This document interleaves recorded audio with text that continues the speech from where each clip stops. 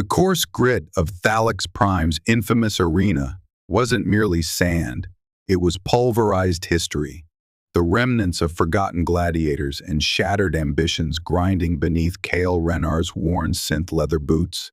Each step sent a fresh tremor of protest up his left leg, a nagging echo from the tempest of rogue electrical impulses that had ripped through his nervous system years ago, ending his stellar military career and leaving him this wreck.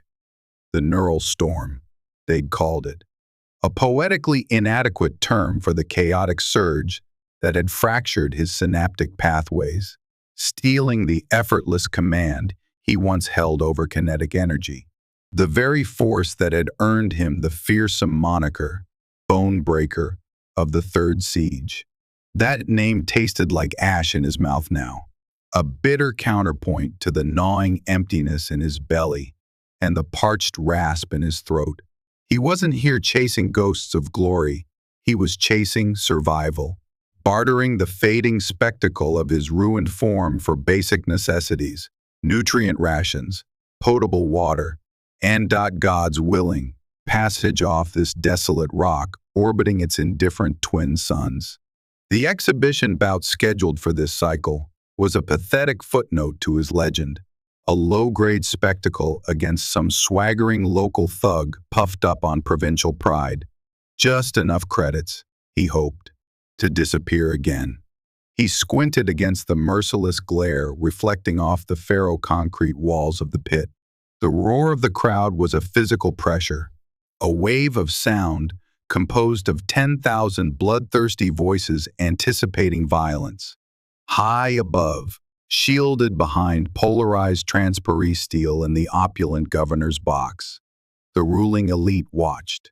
He caught a glimpse of silver hair, the unmistakable regal posture of Lady Syria Vel'ari, eldest of the three sisters who held Thalax Prime in their elegantly ruthless grip, flanked by her siblings, one dark and severe, the other possessing an unnerving, watchful stillness.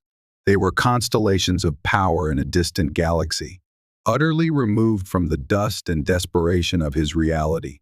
He forced his attention away. They didn't matter, only the fight mattered. Endure, strike, collect, leave. His mantra for survival. The gate opposite clanged open, disgorging his opponent, a mountain of muscle and scar tissue, radiating brute confidence. The fight, when it began, was a clumsy, painful affair for Kael. His timing was off, his movements hampered by the faulty wiring in his leg. He parried strikes that his younger self would have danced around, absorbing blows that resonated deep in his bones. The crowd noise shifted from anticipation to derision. He ignored it, focusing, conserving the pitiful dregs of his energy. He saw an opening, a slight overextension after a wild swing. He gathered himself, pushing off his good leg, aiming a precise, energy-dampened jab towards a known vulnerability just below the ribcage. But the damaged leg buckled unpredictably. Not a collapse, but a sideways lurch, throwing his trajectory disastrously wrong. He stumbled, his momentum carrying him not into his opponent, but towards the low barrier separating the fighting floor from the tiered seating. Directly beneath the governor's box, his hands shot out, seeking balance, grasping blindly. Instead of rough-hewn plasteel, his gloved fingers brushed against the unexpected warmth of fine fabric. Then the bare skin of an arm, a shoulder. He looked up, his blood running cold, directly into the startled, impossibly cool eyes of Lady Syria Vel'ari. She had leaned forward slightly, perhaps to get a better view of the kill she assumed was imminent. His touch, unplanned, accidental, had violated the sanctity of her person within the sacred ground of the arena. A collective inhalation seemed to suck the very air from the stadium. The fight, the opponent, the crowd's jeers, all vanished, replaced by a sudden, terrifying silence. Kael felt the weight of thousands of eyes, no longer on the spectacle of combat, but on this unprecedented breach of protocol. He knew the ancient tales, the archaic laws of Thalax Prime whispered in hushed tones by spacers and dismissed as myth by the uninformed. A warrior, even a broken one, making unsolicited contact with the bare skin of a Vel'ari matriarch within the arena's consecrated space. It was an automatic invocation, a ritual challenge, deeply embedded in their culture, demanding the challenger prove his worthiness, body, mind, and spirit, to potentially join, or at least serve, the ruling bloodline. It wasn't a challenge Kael desired or could possibly win. It was ritualized suicide. Syria Vel'ari's expression, initially one of surprise, smoothed into an impenetrable mask of aristocratic composure. Her eyes, the color of frozen twilight, assessed him with unnerving speed, cataloging his ragged state. The visible signs of his neurological damage, the aura of fated violence clinging to him. The sister with hair like polished jet, Lyra, leaned close, her lips forming sharp, angry words Kael couldn't hear. Syria ignored her, her focus entirely on Kael. The Vel'ari honor guard, clad in gleaming silver and gray carapace armor, materialized around the barrier's edge, their energy pikes humming ominously, trained directly on him. Kael, slowly, deliberately, raised his hands, palms out. His brief fight for credits was utterly forgotten, replaced by a far more lethal contest he hadn't chosen. "Stand down," Syria's voice, though unamplified, cut through the profound silence with effortless authority. The guards hesitated, then obeyed, their pikes lowering slightly but their stances remaining vigilant. The protocols are clear. The ancient rites, however inadvertently, have been engaged. Her gaze swept over him again, lingering on the subtle tremor in his left hand. Kael Rennar. They called you the Bone Breaker, a name that echoed through the sectors, a pause, laden with unspoken judgment. And now, you appear before us like this, a relic seeking scraps. Lyra made a sound of disgust. Syria, this is patently ridiculous. The man is derelict, scarcely functional. Invoke the clause of dismissal. The law permits us to refuse a challenger so obviously compromised. Have him scourged and exiled for his audacity. Syria tilted her head, a faint, almost imperceptible current of amusement beneath the icy calm. The law demands the challenge be met. Lyra, dear, unless the challenger himself renounces the claim or is found utterly devoid of essential spirit during the preliminary assessment. It is irregular, certainly. Her eyes locked with Kael's again. So, Kael Rennar, you stumble from the grime, lay hands upon a matriarch, and invoke a tradition that could shatter you or elevate you beyond imagining. You are damaged. Your legend is tattered. Do you withdraw this unintentional claim and accept whatever judgment we pass upon your transgression? Banishment. Servitude, or do you, against all reason, embrace the consequence of your action? Do you accept the trials? Kael looked from the humming energy pikes to the impassive faces of the Vel'ari sisters. He thought of the gnawing hunger, the constant low-level pain, the bleak trajectory of his existence drifting towards a lonely, anonymous end on some forgotten outpost. Withdrawal promised, at best, a slightly delayed, more miserable demise. The trials. They were designed for prime warriors, tests of psychic fortitude, physical endurance, and spiritual resilience he no longer possessed. Joining their lineage was unthinkable, laughable. Yet, the directness of her challenge, the flicker of something unreadable in her gaze, curiosity, a test even now, kindled a stubborn ember deep within the ashes of his former self. Broken he might be, but entirely without spirit. Perhaps not yet. He drew himself up, forcing his spine straight despite the screaming protest from his damaged nerves. His voice, hoarse from arena dust and disuse, was surprisingly steady as it carried in the unnatural quiet. Lady Vel'ari, the claim was accident. The consequence, I understand, is not. He met her gaze, holding it. I do not withdraw. A collective gasp rippled through the nearby seating. Lyra looked positively thunderous. The third sister, Alara, the quiet one with eyes like nebulae, watched him with an intensity that felt older than her apparent youth. I accept the trials. Saria Vel'ari held his gaze for a long moment, then gave a slow, deliberate nod. The faintest hint of a smile touched her lips, cold but perhaps not entirely unkind. So be it. A spark remains in the wreckage, it seems. Very well, Kael Rennar. You wish to prove you are more than a broken legend. Your wish is granted. The trials will begin immediately. She gestured dismissively towards the guards. Escort our challenger to the citadel. Prepare him.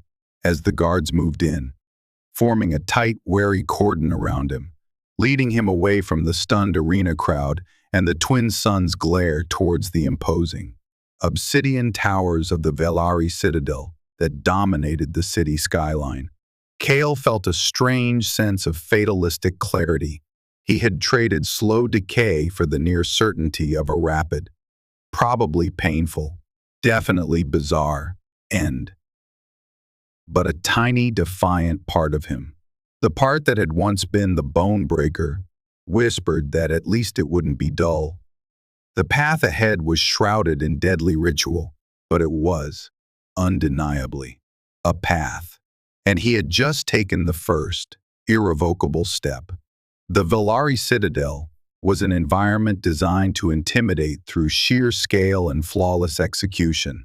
Corridors sculpted from obsidian and gleaming chrome stretched into echoing perspectives, traversed by silent, gliding servitor units and stern-faced guards whose armor seemed to absorb the ambient light. The air hummed with contained energy, cool and sterile, a stark contrast to the gritty heat of the world outside. Kael, flanked by his impassive escort, felt like a piece of debris washed up on a pristine shore. His ragged tunic and scarred presence were violations of the Citadel's cold perfection. He expected a holding cell, stark and functional. Instead, he was guided into a suite of rooms that spoke of understated, astronomical wealth. Walls shifted subtly with holographic representations of swirling star clusters. Furnishings were ergonomic sculptures of exotic alien wood, and a personal nutrient synthesizer offered a menu far exceeding basic sustenance. It felt less like imprisonment and more like being quarantined in luxury, a gilded cage, perhaps. Before the esoteric slaughter, he availed himself of the sonic cleanser, the high-frequency vibrations easing the immediate aches in his muscles, but doing little for the deep-seated weariness woven into his very nerves. Clean garments were laid out, a tunic and trousers of a dark, subtly textured fabric that felt impossibly soft against his skin. He caught his reflection in a polished bulkhead. The network of scars crisscrossing his face and arms seemed more prominent in the indirect lighting. The slight, persistent tremor in his left hand was visible. He looked weathered, used up. The tidal bone breaker felt like a costume worn by another man, long ago. A broken legend, indeed. Lyra's assessment had been brutally accurate, if unkind. A soft chime announced an arrival. Kael tensed, his hand instinctively moving towards where a sidearm would have once rested. Force of habit. The door slid open to admit one of the sisters. Not Syria, the cool commander, nor Lyra, the sharp-edged cynic. It was Alara, the youngest, the one with the unnervingly ancient eyes that seemed to hold the light of distant galaxies. She moved with a quiet grace that seemed at odds with the citadel's hard lines. In her hands, she carried a single, ornate goblet wrought from a lustrous, faintly violet metal, steam, carrying a complex, intoxicating scent, sweet, spicy, with an undertone he couldn't quite place, rose from its rim. Kael Rennar. Alara's voice was softer than her sister's, less overtly commanding, yet possessed a resonant quality that demanded attention. "We welcome you, after a fashion." She approached, placing the goblet on a low table between them. "Your first trial commences. It tests the spirit's discernment, its resilience against allure. You must navigate the currents of manufactured desire." Kael Rennar. Resist the siren song tailored to your soul's deepest needs. Her gaze was calm, almost meditative, yet Kael felt an intense scrutiny behind it. "This is spiced nebula nectar, a traditional Vel'ari welcoming draft, said to align the drinker's essence with the unique vibrations of Thalax Prime." She gestured towards the goblet. "Drink." Kael's gaze flickered between Alara's serene face and the steaming goblet. Psychic seduction. The summary hadn't lied. This nectar was undoubtedly the delivery mechanism. His mind, fragmented as it was, raced through potential defenses, his damaged nervous system, a constant source of pain and weakness, sometimes acted as a bizarre form of shield. Strong psychic probes often encountered unexpected static. Illusions sometimes shimmered or fractured at the edges, where his own neural pathways were frayed. But relying on that was a gamble. He thought about what he truly desired now. Not power, not glory, just relief. An end to the constant ache, safety, maybe even a moment of genuine peace, a state so foreign he could barely conceive of it. This drink likely offered phantoms of those things, custom designed to ensnare his weary spirit. He recalled psychic warfare training, the insidious ways infiltrators could weave comforting lies from a target's own memories and longings. He circled the table slowly, his senses hyper-alert, deliberately focusing on the physical object. The weight and intricate carvings of the violet metal goblet, the heat radiating from it, the complex aroma, sweetness, yes, but beneath it, a faint, almost subliminal metallic tang, and an energy signature his instincts, honed by countless battles, screamed was artificial, manipulative. He picked up the goblet. The metal was warm, smooth against his glove. He lifted it, not to his lips, but just below his nose, inhaling deeply again, analyzing the scent profile. "An intriguing bouquet," he said, his voice carefully modulated, betraying none of his internal tension. "Nebula nectar. Does it pair well with desperation and moderate nerve damage?" A flicker of his ingrained dry humor, a shield as much as a weapon. Alara's placid expression remained, but something shifted in the depths of her starlit eyes. Amusement, or perhaps surprise at his lack of immediate compliance. Its purpose is to soothe, Kael Rennar, to ease the transition. It is gentle, Lady Alara. Kael countered, setting the goblet back down on the table, untouched but definitive. "With respect, my system's definition of gentle has been drastically recalibrated over the years. Stimulants and I have a complicated relationship." He met her gaze directly, letting her see the weariness, but also the resolve. "My spirit prefers its current alignment, thank you, and my mind, flawed as it is, values the harsh clarity of the real over the most beautiful illusion." He made a small, deliberate gesture towards the rejected drink. "Is refusing this poisoned chalice, pardon me, this welcoming draft, sufficient for the trial? Or is there a performative aspect I'm missing?"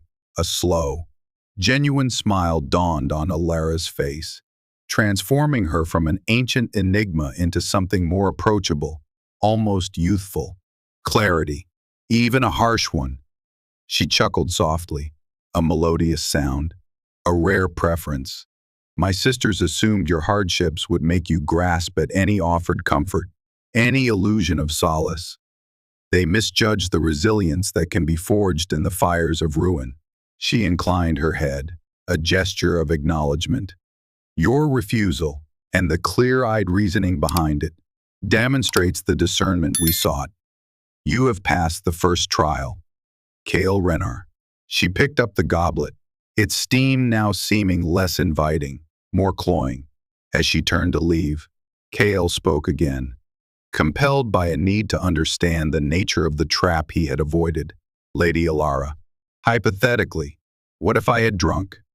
She paused at the threshold, looking back at him, her expression once again veiled, enigmatic.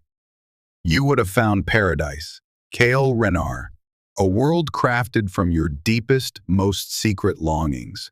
Perhaps you would have felt the power surge through you again, whole and strong.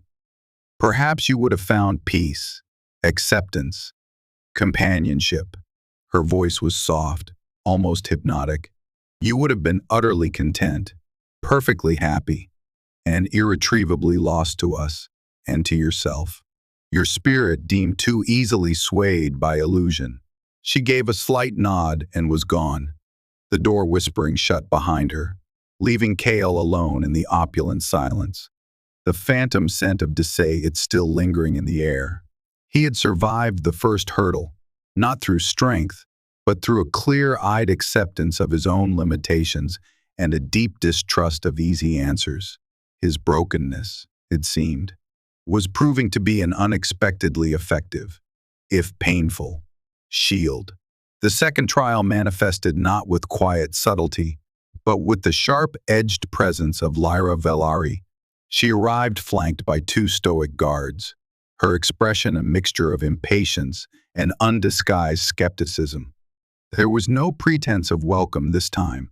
Kael was escorted through corridors that seemed to grow progressively starker, finally entering a chamber that felt less like a dining room and more like a sterile laboratory designed for sensory overload.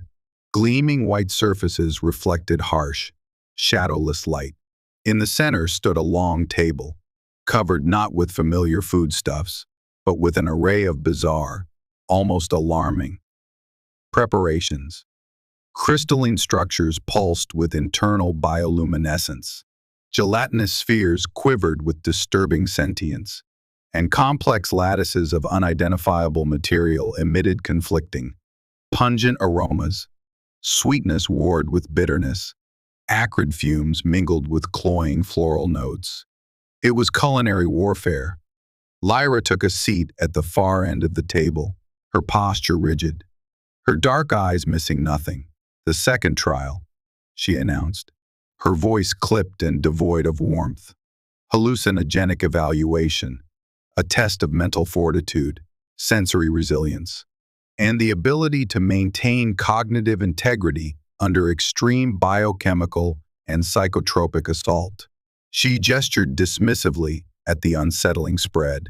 Consume a qualifying measure from no fewer than 3 designated samples. Demonstrate that your fractured mind can withstand induced chaos. Her tone made it clear she considered this a foregone conclusion, a mere formality before his inevitable, messy failure. Kael approached the table, his stomach churning with a mixture of genuine hunger and profound apprehension. This wasn't just food, it was weaponized gastronomy. He recalled survival situations on hostile worlds, the desperate need to distinguish toxic flora from potential sustenance. This felt like a perversely sophisticated version of that gamble, curated by an expert in psychological destabilization. He needed to be analytical, detached.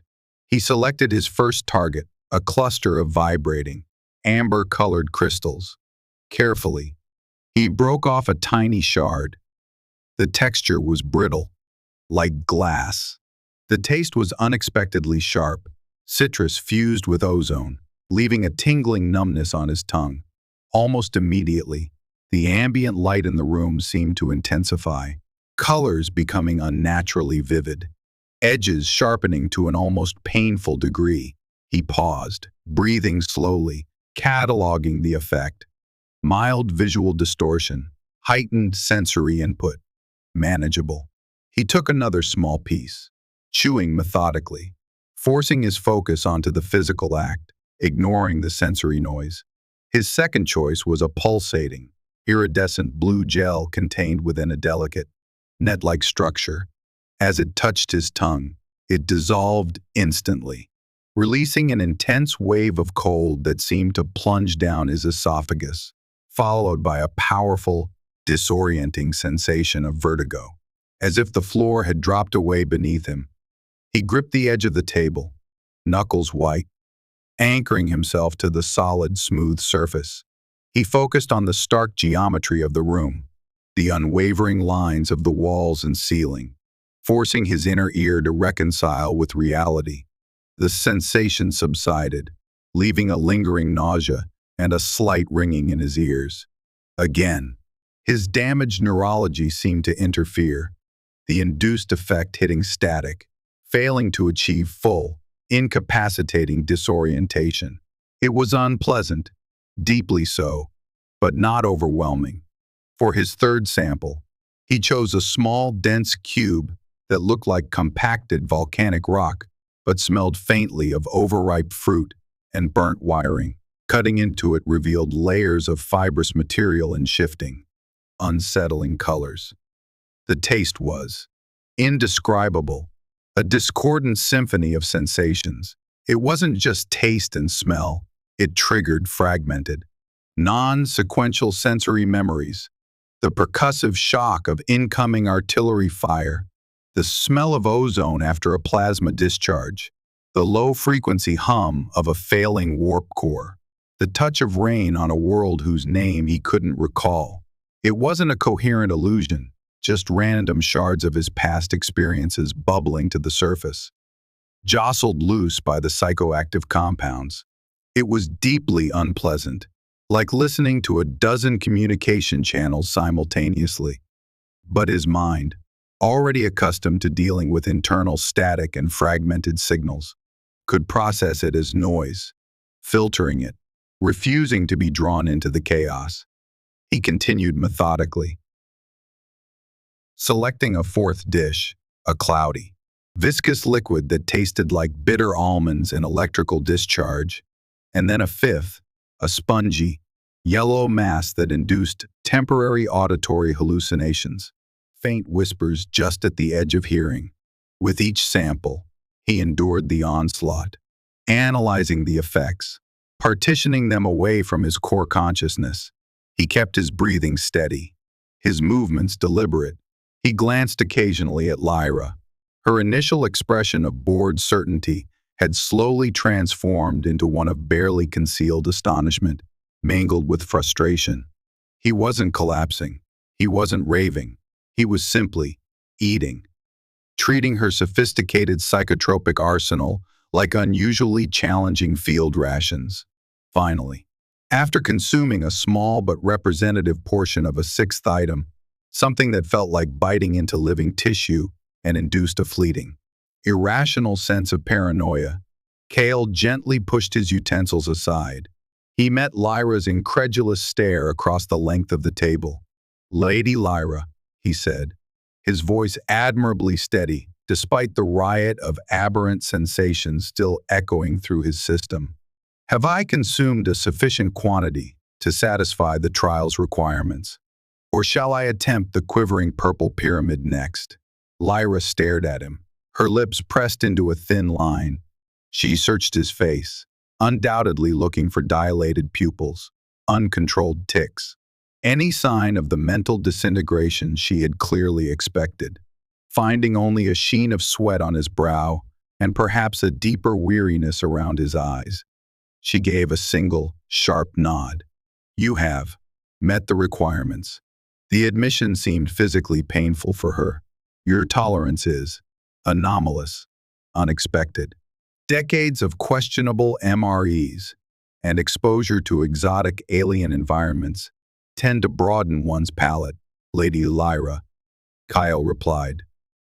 The dry remark costing him considerable effort. He rose from the table, his body aching, his mind abuzz with residual chemical noise, but his sense of self intact. He had weathered the storm, not through superior strength, but perhaps because he was already living in a constant, low-level tempest. Adding more chaos hadn't fundamentally altered the landscape of his mind.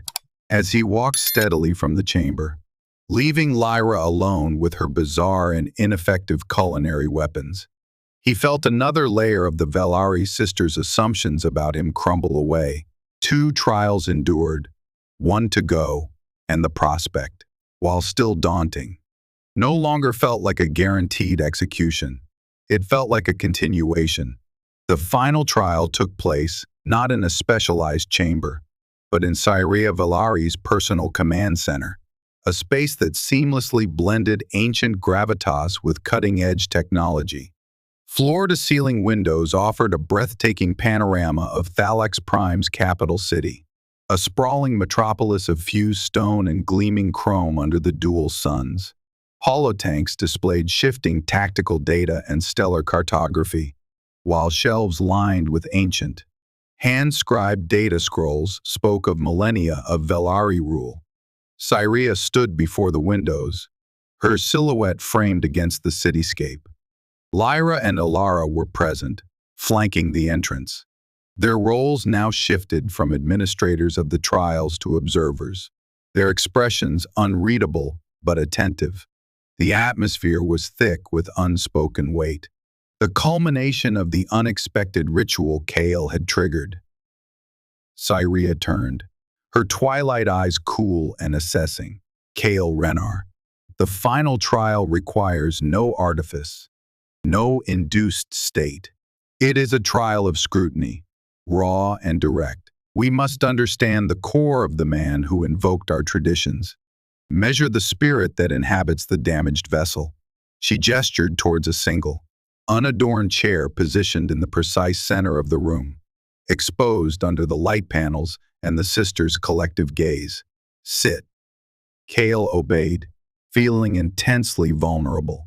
This felt far more invasive than manipulated senses or illusions. This was about stripping away defenses, exposing the unvarnished truth of his existence.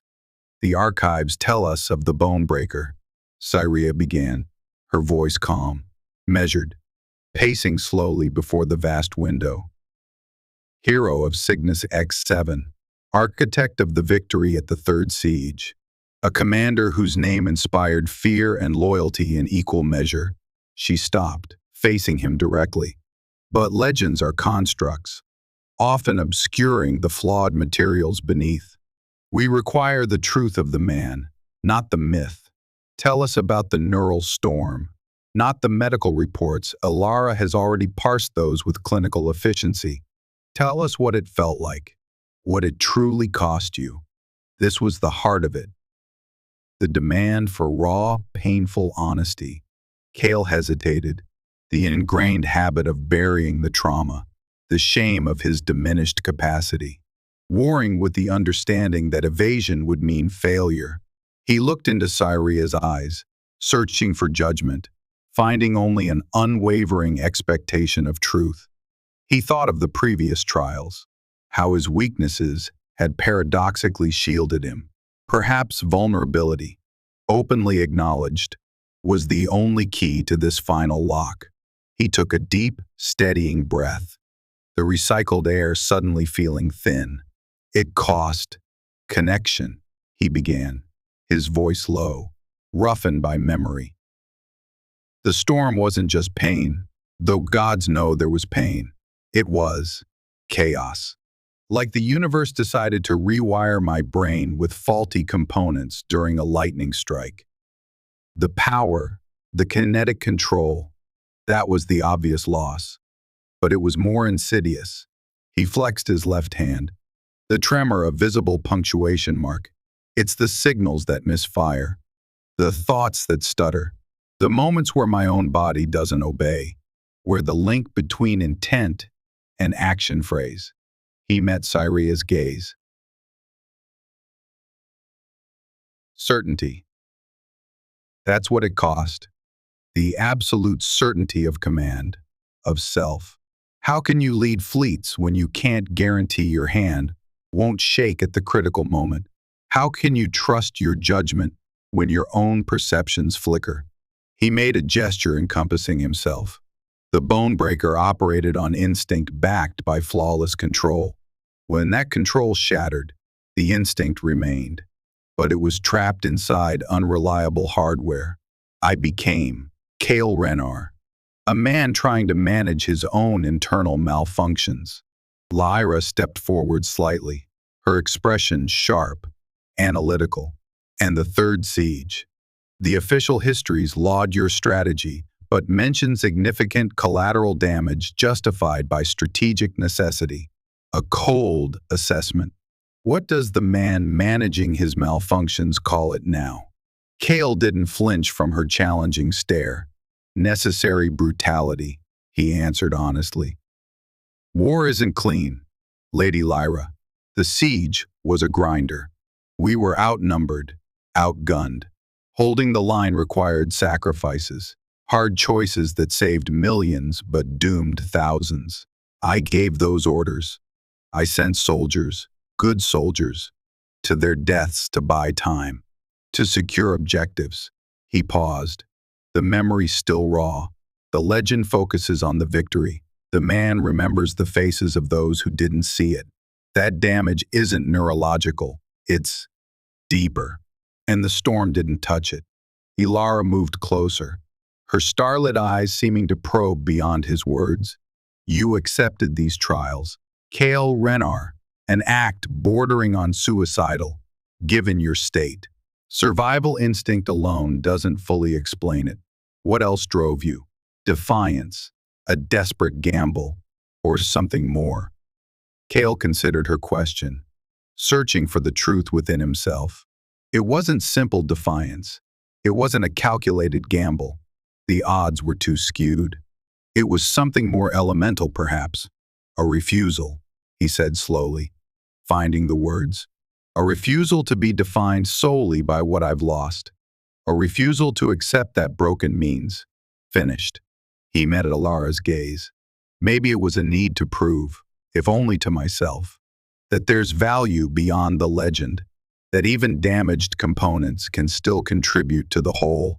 He allowed a wry, self-deprecating smile.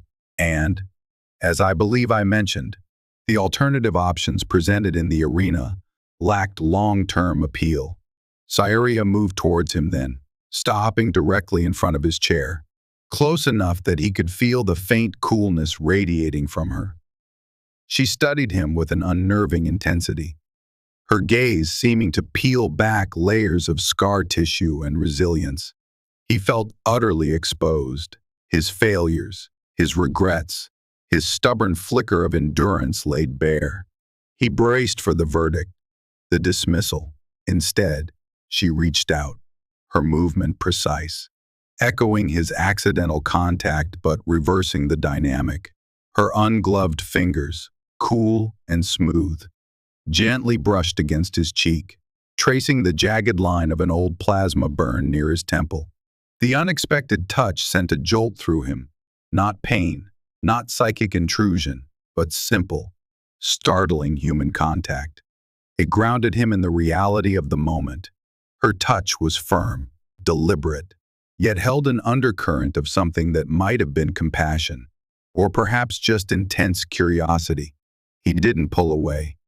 Your neural pathways are turbulent, she murmured, her voice low, almost intimate, her fingertips undoubtedly sensing the faint, erratic bioelectrical field beneath his skin. A storm indeed. Yet, the core holds. Your cognitive structure maintains integrity despite the damage. She withdrew her hand slowly. You carry the weight of your past. Kael Rennar, the legend, the battles, the storm, the necessary brutalities. You carry it all without illusion, without excuse. She turned slightly, glancing at her sisters. Lyra gave a curt, almost imperceptible nod of assent. Alara offered a small, encouraging smile. Cyria faced him again, her expression softening fractionally. You have withstood illusion without succumbing. You have endured sensory and psychic assault without breaking. You have faced the scrutiny of your own past with unflinching honesty. You have met the requirements of the trials. Kael Rennar. The words hung in the air, deceptively simple, yet carrying the weight of ancient law and profound consequence. A wave of relief, so potent it left him momentarily lightheaded, washed over Kael. He hadn't dared to truly expect this outcome. Survival, perhaps. Dismissal, most likely. But acceptance. What? What happens now? He asked, his voice barely audible, roughened by emotion. Now, Cyria replied, and for the first time, a genuine warmth entered her twilight eyes. You rest, you recuperate. The trials take their toll, even on the resilient. She paused, the strategist reappearing, considering the implications. And then, we explore what place a man of your unique experiences and demonstrable integrity might find within the structures of House Vel'ari and the future of Thalax Prime. A hint of a true smile touched her lips, complex and intriguing. It seems your legend is not concluded, Kael Rennar. It has merely entered a new, unforeseen chapter. The moment stretched, pregnant with possibility. Kael trying to absorb the staggering shift in his fortunes. But the future, whatever it held, arrived with violent suddenness. Klaxons blared throughout the citadel, harsh and insistent. Emergency lighting bathed the command center in strobes of crimson. Tactical displays flared, showing cascading system failures and multiple containment breaches across the city grid. Converging on Sector Gamma 7, a panicked voice, distorted by heavy interference, screamed over the internal comm system. Code Black, containment failure, Gamma 7 quarantine labs. The swarm protocol is active. It's out. Repeat, the swarm is out. The serene panorama outside the windows instantly transformed into a scene of escalating chaos. Distant explosions rocked the city. Ground-level traffic devolved into panic. Sirens wailed from multiple districts.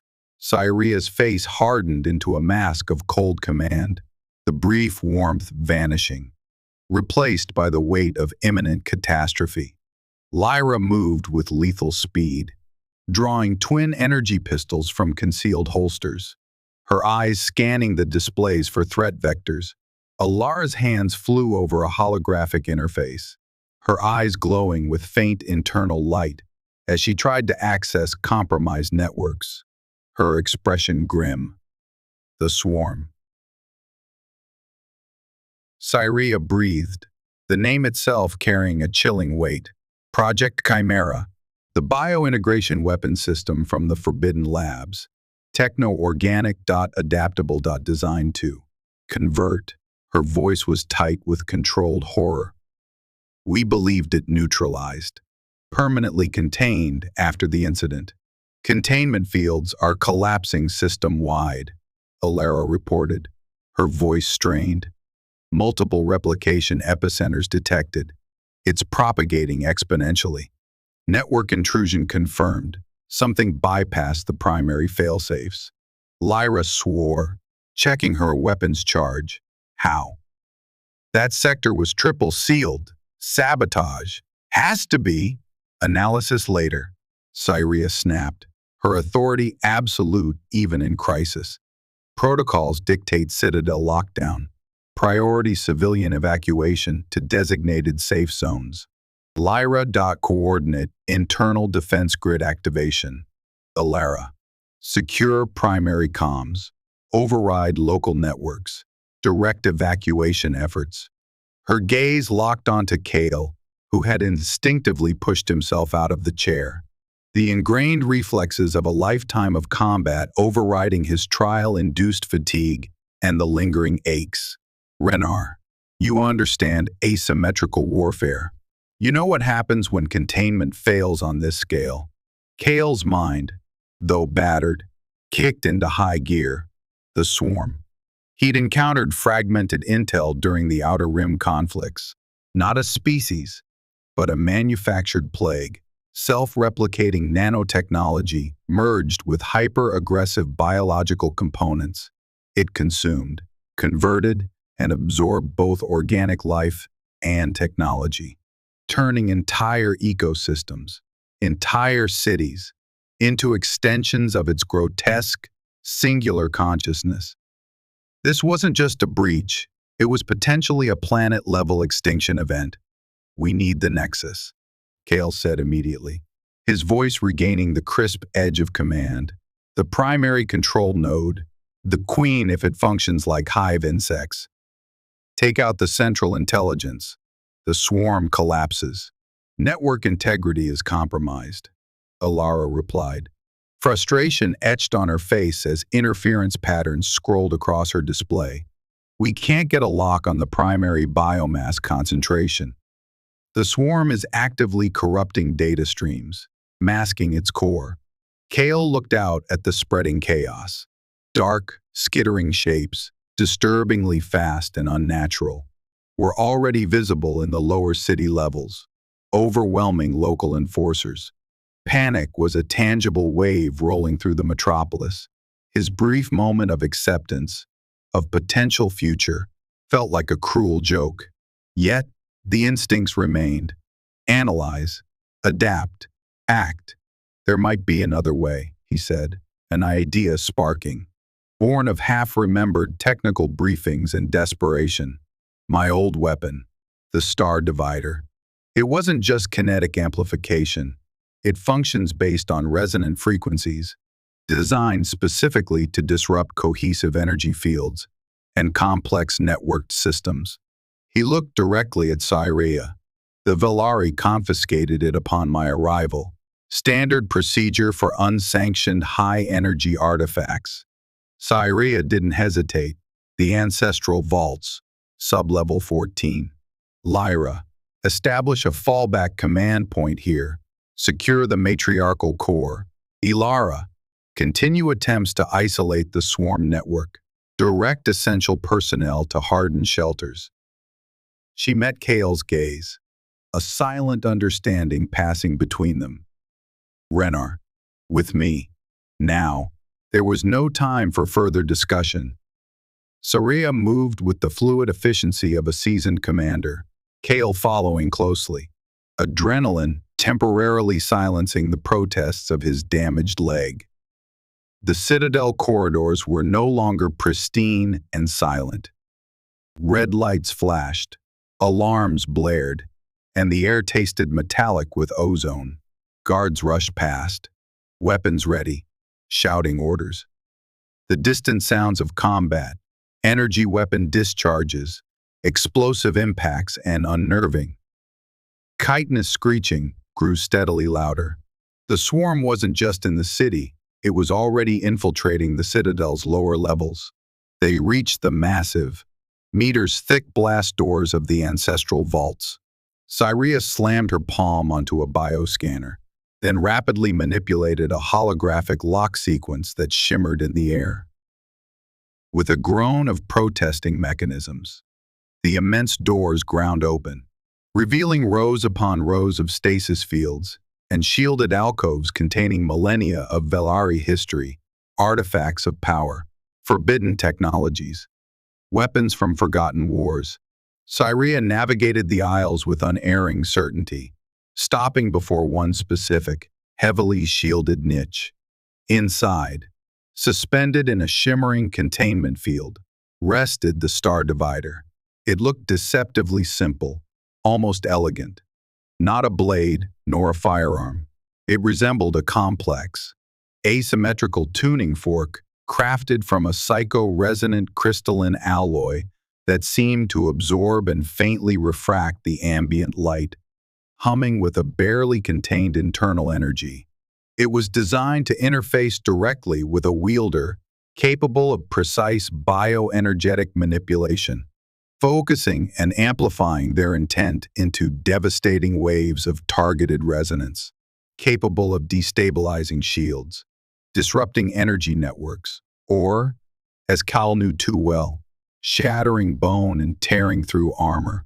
He reached for it, his gloved hand trembling slightly, not just from nerve damage, but from trepidation. Could he even activate it now, in his current state, let alone control its output? His fingers closed around the smooth, cool grip.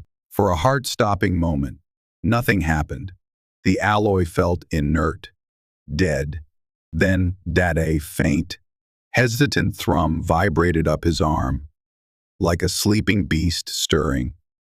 The star divider responded not just to raw power, but to the wielder's focused will, their life force, his own essence. Though scarred and diminished, was still recognizably his. The weapon pulsed, a reluctant, dim blue light flickering between its tines. It felt heavier than he remembered, bulky, resistant. But it was awake. It recognizes you. Cyria breathed, her eyes wide, watching the faint glow. Barely. Kael grunted, tightening his grip. The low hum was a fragile counterpoint to the rising symphony of destruction echoing from the levels above. But it might be enough. He turned, holding the weapon in a two-handed grip, feeling the strain in his arms. Now, find me the biggest concentration of that damned swarm. Alara's getting fragmented readings. Cyria relayed, checking a hardened comm unit strapped to her wrist. Highest energy draw. Densest biomass signature. Deep sublevels. Accessing the old geothermal core conduits. It's tapping directly into the primary power grid. Their descent into the Citadel's bowels became a desperate fighting retreat in reverse. The swarm was everywhere. Constructs of glistening black chitin fused, with scavenged technology scuttled across walls and ceilings. Pulsating sacks of organic matter spat corrosive slime. Multi-limbed abominations made of broken machinery and biological slurry charged them relentlessly. Cyria fought with lethal precision, her twin pistols spitting focused energy bolts that vaporized smaller constructs and punched holes in larger ones. Kael, hampered by his leg and the unfamiliar recalcitrance of his weapon, fought smarter, not harder. He couldn't risk a full power discharge. The resonant feedback would likely liquefy his brain. But he found that short, focused bursts, aimed carefully, could disrupt the internal cohesion of the swarm creatures. The resonant pulse interfered with their networked consciousness, causing them to spasm, falter, sometimes even collapse into their constituent parts. Each pulse, however, sent jarring waves of pain through his damaged nerves, costing him precious energy, but it carved a path through the encroaching tide. They reached the geothermal access tunnels, a labyrinthine network of massive pipes, humming conduits, and precarious catwalks suspended over abyssal drops. The air was thick with heat, the stench of burnt insulation, and the cloying, sickly sweet odor of rapid, unnatural biological growth. The swarm had truly taken root here, its tendrils and pulsing membranes coating every surface, integrating itself into the very structure of the Citadel's foundations. And in the vast central chamber, where conduits converged like metallic arteries feeding the city above, they found it, the Queen Node. It defied easy description, a mountainous, pulsating fusion of assimilated technology, writhing biomass, and raw, stolen energy, plugged directly into the geothermal taps and the primary power grid junction. It throbbed with malevolent life, obsidian-like chitin shifting over soft, luminous organic tissue, countless tendrils, both metallic and fleshy, snaked out from its core, controlling the lesser drones, absorbing damaged machinery, growing visibly even as they watched. Its psychic presence was overwhelming, a crushing wave of alien hunger, stolen thoughts, and the singular, terrifying imperative: consume, convert, expand. Standard ordnance won't even scratch that thing. Cyria shouted over the cacophony, her pistols blazing as she tried to keep the smaller, faster swarm drones from overwhelming their position on a narrow catwalk. It's shielding itself, drawing too much power.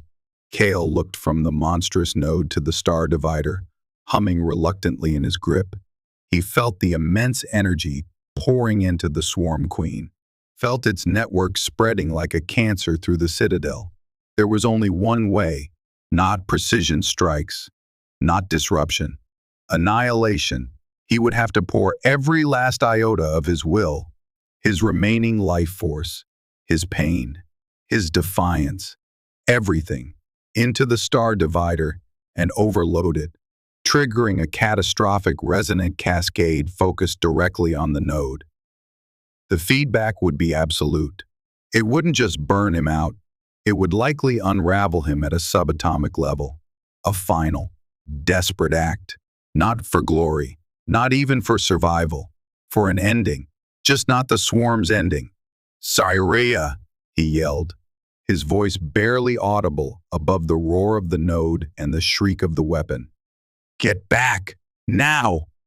When I let this go, the backlash, she looked at him, her eyes widening in horrified understanding as she saw the rising, uncontrolled energy building in the star divider, saw the suicidal resolve hardening in his face. "Kael, don't! Your system can't take that kind of discharge. We find another way. No time!" he roared back, focusing his entire being. Every fragmented memory, every scar, every flicker of defiance, into the psycho-resonant alloy. The star divider screamed, the blue light shifting towards blinding white, crackling energy licking along its tines, threatening to tear itself apart, threatening to tear him apart. Pain unlike anything he had ever known ripped through him, eclipsing even the memory of the neural storm. But he held on. He saw Cyria hesitate, saw the conflict in her eyes, the leader versus something else. Something personal and terrifyingly new. But more swarm constructs were boiling up from the depths, with a choked sound, half fury, half despair. She turned and sprinted back towards the tunnel entrance, laying down covering fire. Kael stood alone on the catwalk, facing the pulsating heart of the swarm. He raised the star divider high, the light now an unbearable nova, the sound a physical blow. He channeled everything, the ghosts of his fallen comrades, the bitterness of his exile, the unexpected spark ignited by the trials, the fleeting warmth of Cyria's touch, the faces of the sisters who had, against all odds, deemed him worthy. With a final, incoherent cry torn from his very soul, he thrust the weapon forward, unleashing its accumulated, overloaded energy in a single, directed wave of pure, annihilating resonance. The wave struck the queen node like the fist of a god. The monstrous entity convulsed. Its psychic scream tore through the ether, a sound of pure agony and disbelief. Cracks, glowing with internal white fire, spread across its shifting surface. Then it imploded. A silent detonation of pure energy vaporized the node and everything in its immediate vicinity, sending a shockwave roaring through the chamber, across the citadel, connected by the now severed network. Tens of thousands of swarm constructs simultaneously spasmed, shuddered, and collapsed, their stolen life extinguishing like snuffed candles. The shockwave hit Kael like a physical object, throwing him backwards off the catwalk into the darkness below. The star divider flew from his grasp, tumbling end over end. His last fleeting sensation was not of impact, nor pain, but a strange, profound quietness descending. The storm inside him was finally over. He had function, after all. Then, nothing. Consciousness seeped back not as a rush, but as a slow tide returning to a desolate shore.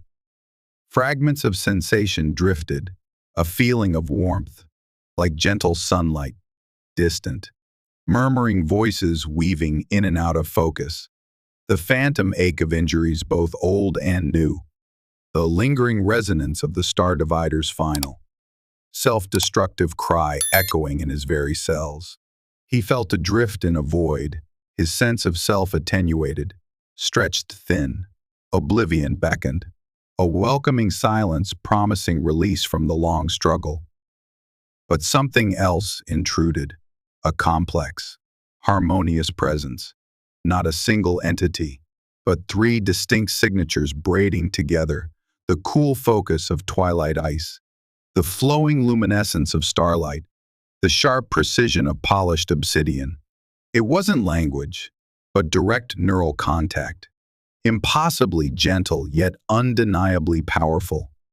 Filaments of organized thought, of structured energy, began to delicately probe the chaotic wreckage of his mind. He felt Saria's presence, anchoring the connection, providing stability. He felt Alara's, mapping the damaged pathways, soothing the raw inflammation of trauma like a cooling balm. And Lyra's, surprisingly, acting with the focused intensity of a master surgeon, identifying and isolating the destructive feedback loops caused by the Star Divider's overload, shielding the core of his identity from the cascading system collapse. They were weaving their ancestral neural magic, a power whispered about in Vel'ari lore, rarely used due to the immense cost and risk to the casters. They were pouring their own mental energy, their combined will, into the shattered matrix of his mind. It wasn't just healing, it felt like meticulous reconstruction. They weren't merely patching holes, they were reinforcing the foundations, building new, stable connections around the irreparable scars left by the neural storm and the weapon's final surge. It was an act of profound intimacy, laying bare his deepest thoughts and memories to their combined gaze. Yet it felt strangely safe, secure. He felt the fragmented pieces of his consciousness being gathered, reassembled, not restored to the flawed original, but integrated into something new, something resilient in a way he hadn't been before. The process was timeless, stretching across subjective eternities within the healing trance. He could feel the drain on them, the immense fatigue, the psychic cost of their sustained effort.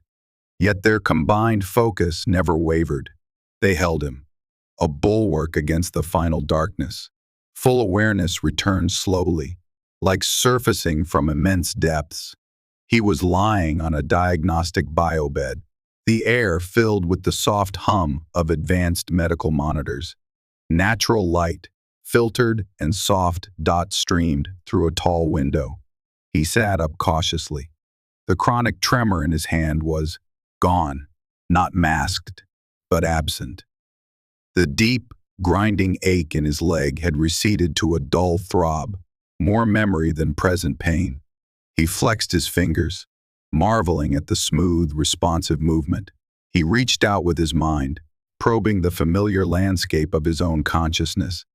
The static, the background noise of his damaged nerves, was significantly reduced, muted, integrated rather than disruptive.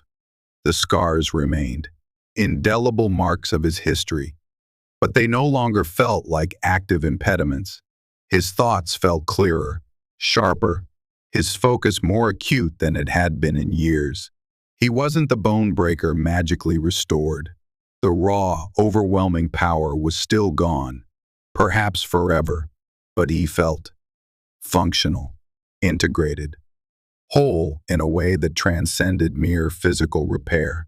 Syria was there, seated in a chair beside the bed, her usual immaculate composure softened by visible fatigue, but her eyes held a deep, quiet relief.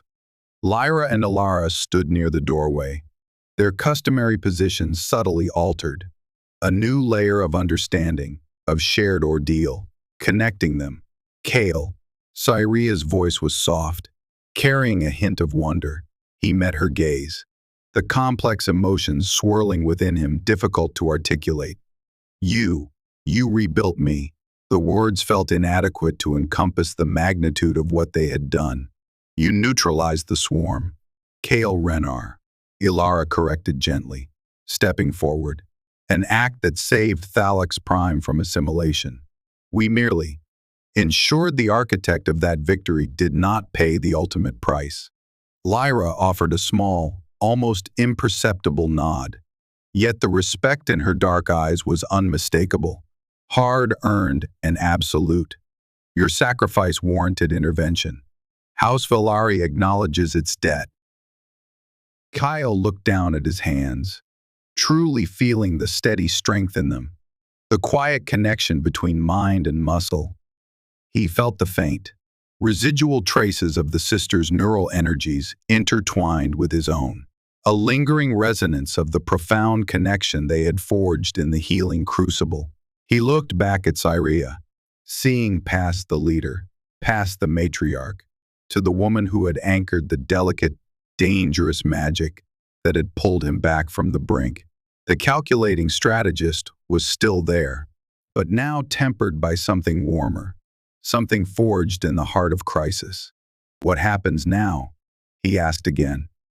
The same question he'd posed after the trials, but now imbued with vastly different meaning.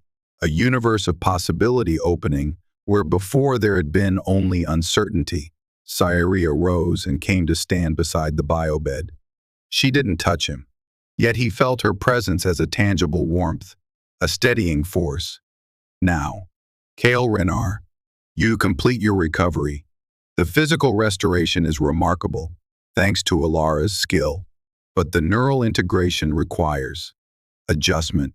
She paused, a faint color rising in her cheeks, a rare sign of vulnerability. And you join us, not simply as a warrior validated by archaic ritual, nor merely as a hero owed a debt, but as an integral part. The word hung in the air, the neural communion required for the healing.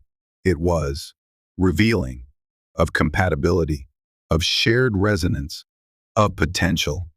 She met his gaze directly, her own reflecting a complex mix of hope and cautious calculation. There is a place for you here, Kael, as strategist, advisor, partner. The last word was spoken softly, but with clear intent. If that is a path you choose to walk. Kael looked from Cyria to Lyra, whose sternness was softened by grudging respect, to Alara, whose ancient eyes held a quiet wisdom and welcome. He thought of the broken man who had limped into the arena seeking only escape. He thought of the trials, the battle, the sacrifice, the impossible rescue. He thought of the future that had suddenly, terrifyingly, hopefully, materialized from the ashes of his past. He was no longer adrift. He had found an anchor, a purpose, offered not by fate, but by choice, theirs and now, his. Yes, he said, the single word clear and firm, carrying the weight of his decision.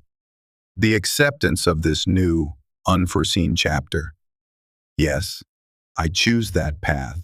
One standard year later, Kael stood on the same command center balcony, but the view had changed. Below, Thalax Prime pulsed with renewed vitality. The scars left by the swarm incursion were largely healed, replaced by signs of reconstruction and innovation, a testament to the Vel'ari sisters' leadership and the planet's resilience. Kael stood easily, the chronic pain a distant memory, the limp entirely gone. The Star Divider rested in a place of honor within the Citadel's central archive, a silent monument to the battle won and the sacrifice made. He wore the deep blues and silver grays of House Vel'ari, not as a uniform or a symbol of obligation, but as a sign of belonging. His mind, harmonized by the sisters' intervention, felt sharper than ever. The old damage integrated into a new resilience, granting him an unexpected depth of empathy alongside his tactical acumen. Saria joined him, her hand finding his with comfortable familiarity. The bond between them, forged in crisis and deepened through shared governance and quiet intimacy, was the steady anchor of his new life. Lyra, initially skeptical, had become his most trusted colleague in matters of planetary defense and strategic planning, her sharp intellect finding a welcome match in his experience. Ilara often consulted with him on matters requiring delicate diplomacy or unconventional insight, valuing his unique perspective, bridging Vel'ari tradition and off-world realities. He was Saria's consort, yes, but he was also a trusted partner to all three sisters, his council valued, his presence integral to the ruling council. 10 years passed, marked by steady progress on Thalax Prime and rising tensions in the wider galaxy. Kael stood on the balcony once more, the city below now a gleaming jewel, a hub of commerce and stability in a sector growing increasingly chaotic. Lines of experience marked his face, but his eyes were clear, his bearing confident and assured. The weary, broken veteran was a ghost of a former life. Beside him, Saria radiated quiet authority, her silver hair now threaded with distinguished gray, her hand resting comfortably on his arm. Gathered around them were their children, 2 daughters with Saria's twilight eyes and Kael's steady resolve, and a son who possessed Ilara's intuitive insight and Lyra's sharp focus. They were the first of their kind, powerful hybrids embodying the merging of 2 distinct legacies, trained by Kael in tactics and resilience, by Saria in leadership, by Lyra in discipline, and by Ilara in the subtle arts of Vel'ari neural connection. A secured comm channel chimed, bringing news from the frontier, border skirmishes escalating, ancient treaties fraying, intelligence reports hinting at a resurgence of techno-organic threats, bearing an unsettling resemblance to the swarm, perhaps seeded during its brief, terrifying emergence. Kael listened intently, his arm around his eldest daughter's shoulders. He was no longer the bone breaker, defined by destruction. He was Kael Rennar, consort.strategist.guardian. The accidental touch in the arena had sparked an improbable destiny. The trials had forged his spirit in unexpected ways. The swarm had demanded the ultimate price, and the sisters' love and magic had granted him an impossible rebirth. Legends had once defined him. Now, he was defined by connection, by responsibility, by the family he had built, and the future he was determined to protect. As he looked towards the turbulent horizon, he knew the challenges were far from over, but the man who had once sought only escape now stood ready to defend his home, his family, his future, proving that even the most broken legend could be rewritten into a saga of resilience, love, and enduring purpose. He was whole, finally and truly, and he was ready. Viet Liu 50,000 token, Tronven, Hoi Thoia Dang, Tunien, Cao Trao Kang Thang, Hoi Hop, Twistbat Ngo Kich Tin, Ket Thuk Kamong, Kong Lai, Dot Tran, Lap Lai Tu, Hien, Tien Trin Tu Dui. I understand, you're asking for another version of the story. Prove you're more than a broken legend. Starting in my bed. Again, targeting a minimum of 55.00 tokens and adhering to all the previous detailed requirements for quality. Style.dialogue.climax.twists and a satisfying ending. Please be aware that generating a text of such extreme length on the same fundamental plot, while strictly avoiding any repetition of content, phrasing, or plot points, and maintaining high quality, natural dialogue, and logical flow, is exceptionally challenging, even for an advanced AI. Striving for this length might necessitate extremely detailed descriptions and internal monologues that could potentially affect pacing or feel overly elaborate. However, I will endeavor to create a new rendition focusing on deepening the narrative, exploring character psychologies in greater detail, enriching the world building, adding more nuanced interactions, potentially refining plot twists, and expanding emotional arcs, all while aiming for the substantial length you've requested and adhering to the formatting and quality standards. Here's the story, rewritten with these goals in mind. The very air of Thalax Prime's grand arena seemed to crackle with ancient bloodlust and the pervasive scent of ozone from the energy shields holding back the roaring masses. For Kael Rennar, dragging his malfunctioning left leg across the heat-baked Duracrete floor, it smelled only of dust, stale sweat, and the bitter tang of his own diminished existence. Each particle of grit that scuffed against his dilapidated boots felt like a tiny accusation, a reminder of the chasm between the man he was, Kael Rennar, desperate survivor, and the legend he had once embodied, the bone breaker of the Third Siege, a name whispered with awe and fear across a dozen sectors. That legend, like his control over the kinetic energies that had defined him, had been fractured, perhaps irrevocably, by the chaotic electrical maelstrom of a neural storm years prior. Now, the residual neurological damage was a constant, mocking companion, a stutter in the connection between will and action, a tremor that betrayed him at the worst moments. He wasn't here seeking redemption or glory. Those were luxuries afforded to the whole, the unbroken. His quest was brutally simple: credits. Enough for nutrient paste that didn't taste like industrial lubricant. Enough purified water to wash the perpetual dust from his throat. And passage on the next outbound freighter, any freighter, heading anywhere away from this sun-scorched rock. This exhibition bout, a pathetic spectacle arranged by a low-level promoter with dubious connections, was meant to be the final, humiliating transaction, his faded notoriety exchanged for bare subsistence. He adjusted the worn strap of his impact-dampening gauntlet, the cool metal a familiar weight on his scarred forearm. The roar of the crowd intensified as the announcer's amplified voice, dripping with manufactured enthusiasm, boomed across the stadium, reciting a distorted, sensationalized version of his past exploits.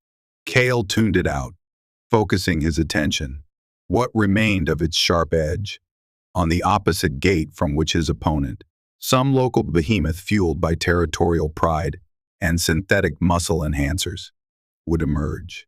Survival, even this degraded form of it, demanded focus. The stakes felt insultingly low compared to the fleet actions he had once commanded, the planets he had defended.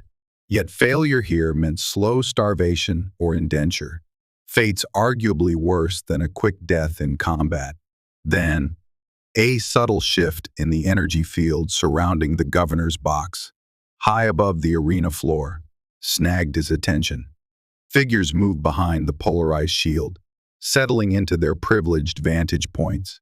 He recognized the unmistakable silver cascade of hair, the regal bearing that even distance couldn't diminish. Lady Vel'ari, eldest matriarch of Thalax Prime, steward of its dwindling resources and master of its intricate, often lethal, political games. She was flanked by her two sisters, Lyra, dark-haired, sharp-featured, radiating an aura of impatient severity, and Ilara, younger, eerily serene, possessing eyes that seemed to reflect the cold light of distant nebulae. They represented a stratum of power so far removed from his current predicament as to be almost mythical. He quickly averted his gaze, forcing himself back to the immediate threat. Assess the opponent, exploit weaknesses, conserve energy, secure payment, disappear. The gate groaned open, and his opponent stomped onto the sand. A brute whose overdeveloped musculature spoke more of chemical assistance than disciplined training. The fight began. Kael moved with a frustrating deliberation born of necessity, his damaged leg dictating a slower, more cautious rhythm than his instincts screamed for. He parried blows that his former self, attuned to the subtle shifts of energy and intention, would have anticipated and evaded with contemptuous ease. Now, he relied on weathered resilience and the memory of technique, absorbing impacts that sent jarring vibrations through his compromised nervous system. The crowd, initially expectant, quickly grew restless, their cheers turning to jeers and insults. He blocked them out, a familiar defense mechanism honed over years of decline. He needed to end this efficiently, before his precarious stamina reserves depleted entirely. Feinting awkwardly to his right, drawing a predictable, lunging counter from the brute, he spotted a momentary imbalance, an opening near the floating ribs.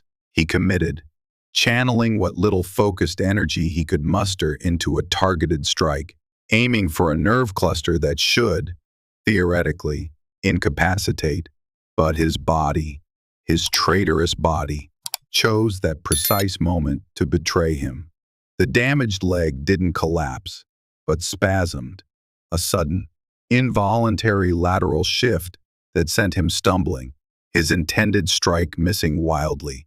His momentum, unchecked, carried him sideways, not towards the center of the pit, but towards the low retaining wall directly beneath the governor's box.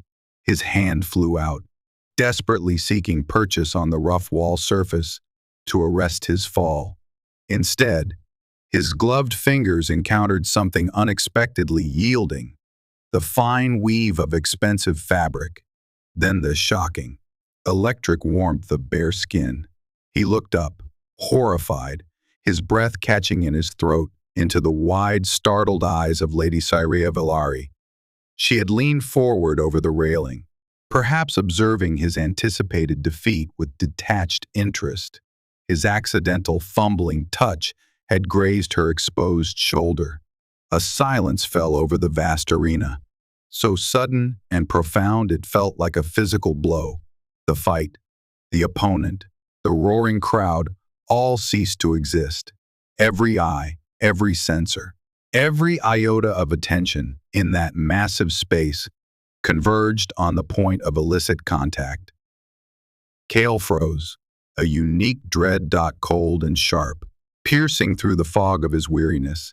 He knew the legends, the archaic statutes of Thalax Prime, laws dating back to its founding, usually dismissed by off-worlders as primitive folklore but held with deadly seriousness by the ruling houses. He had just, through sheer, clumsy misfortune, invoked one of the most inviolable, the right of challenge. Any warrior, regardless of status, making unsolicited physical contact with a matriarch of a ruling house within the consecrated bounds of the arena, was deemed to have issued a formal challenge.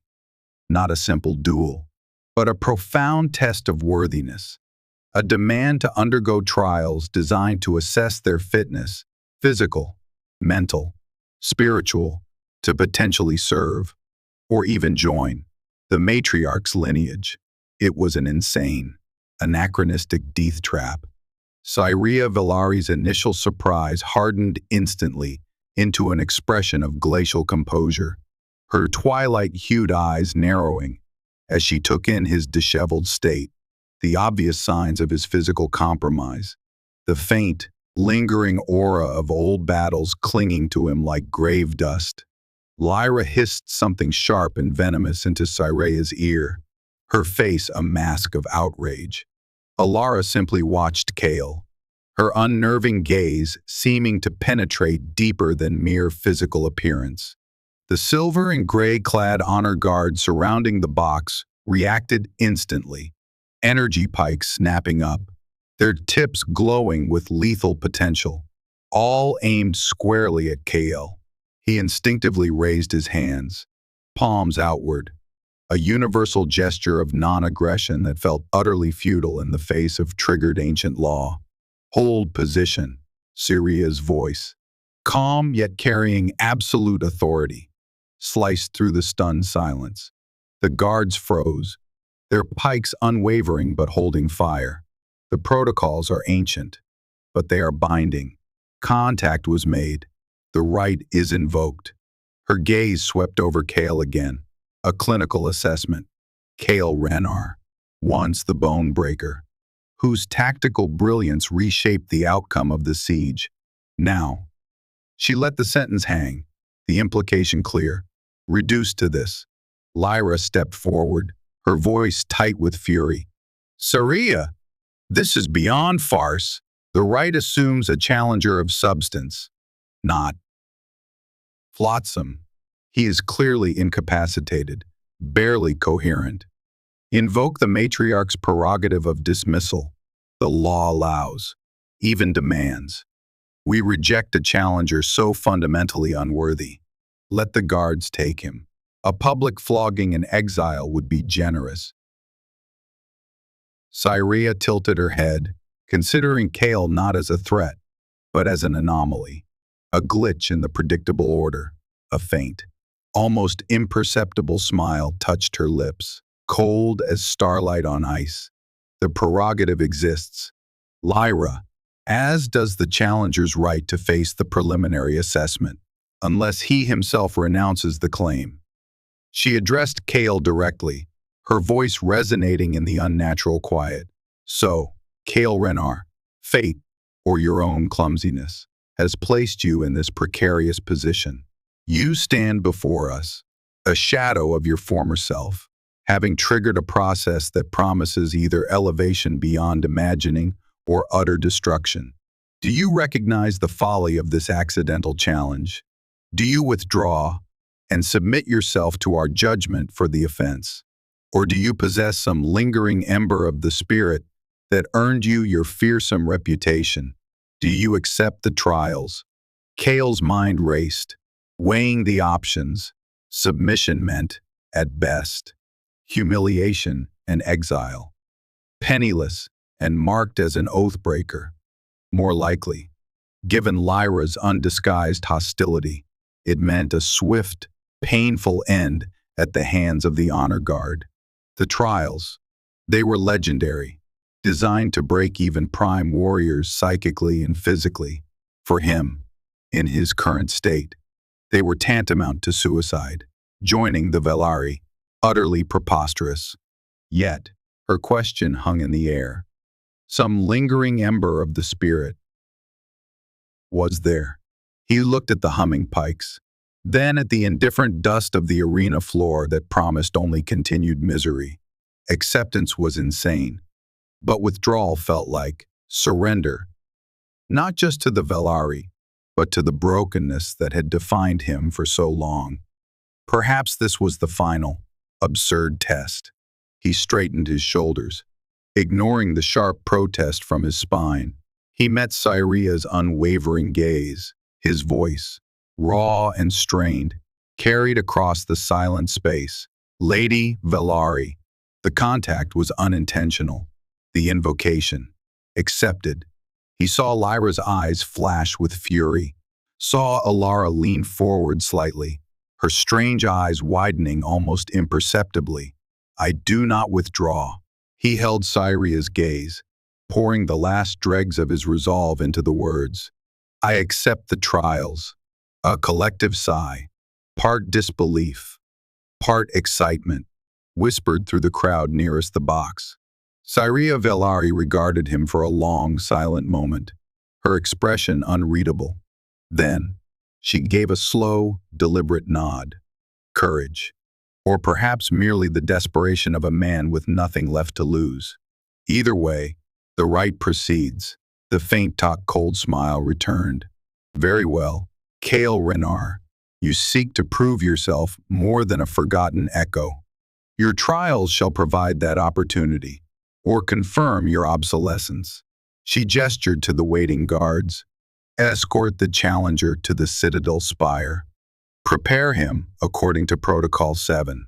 As the guards formed a tight, emotionless cordon around him, leading him away from the bewildered stares, the scorching suns, and the life he had known, towards the imposing, obsidian silhouette of the Vel'ari power base dominating the horizon.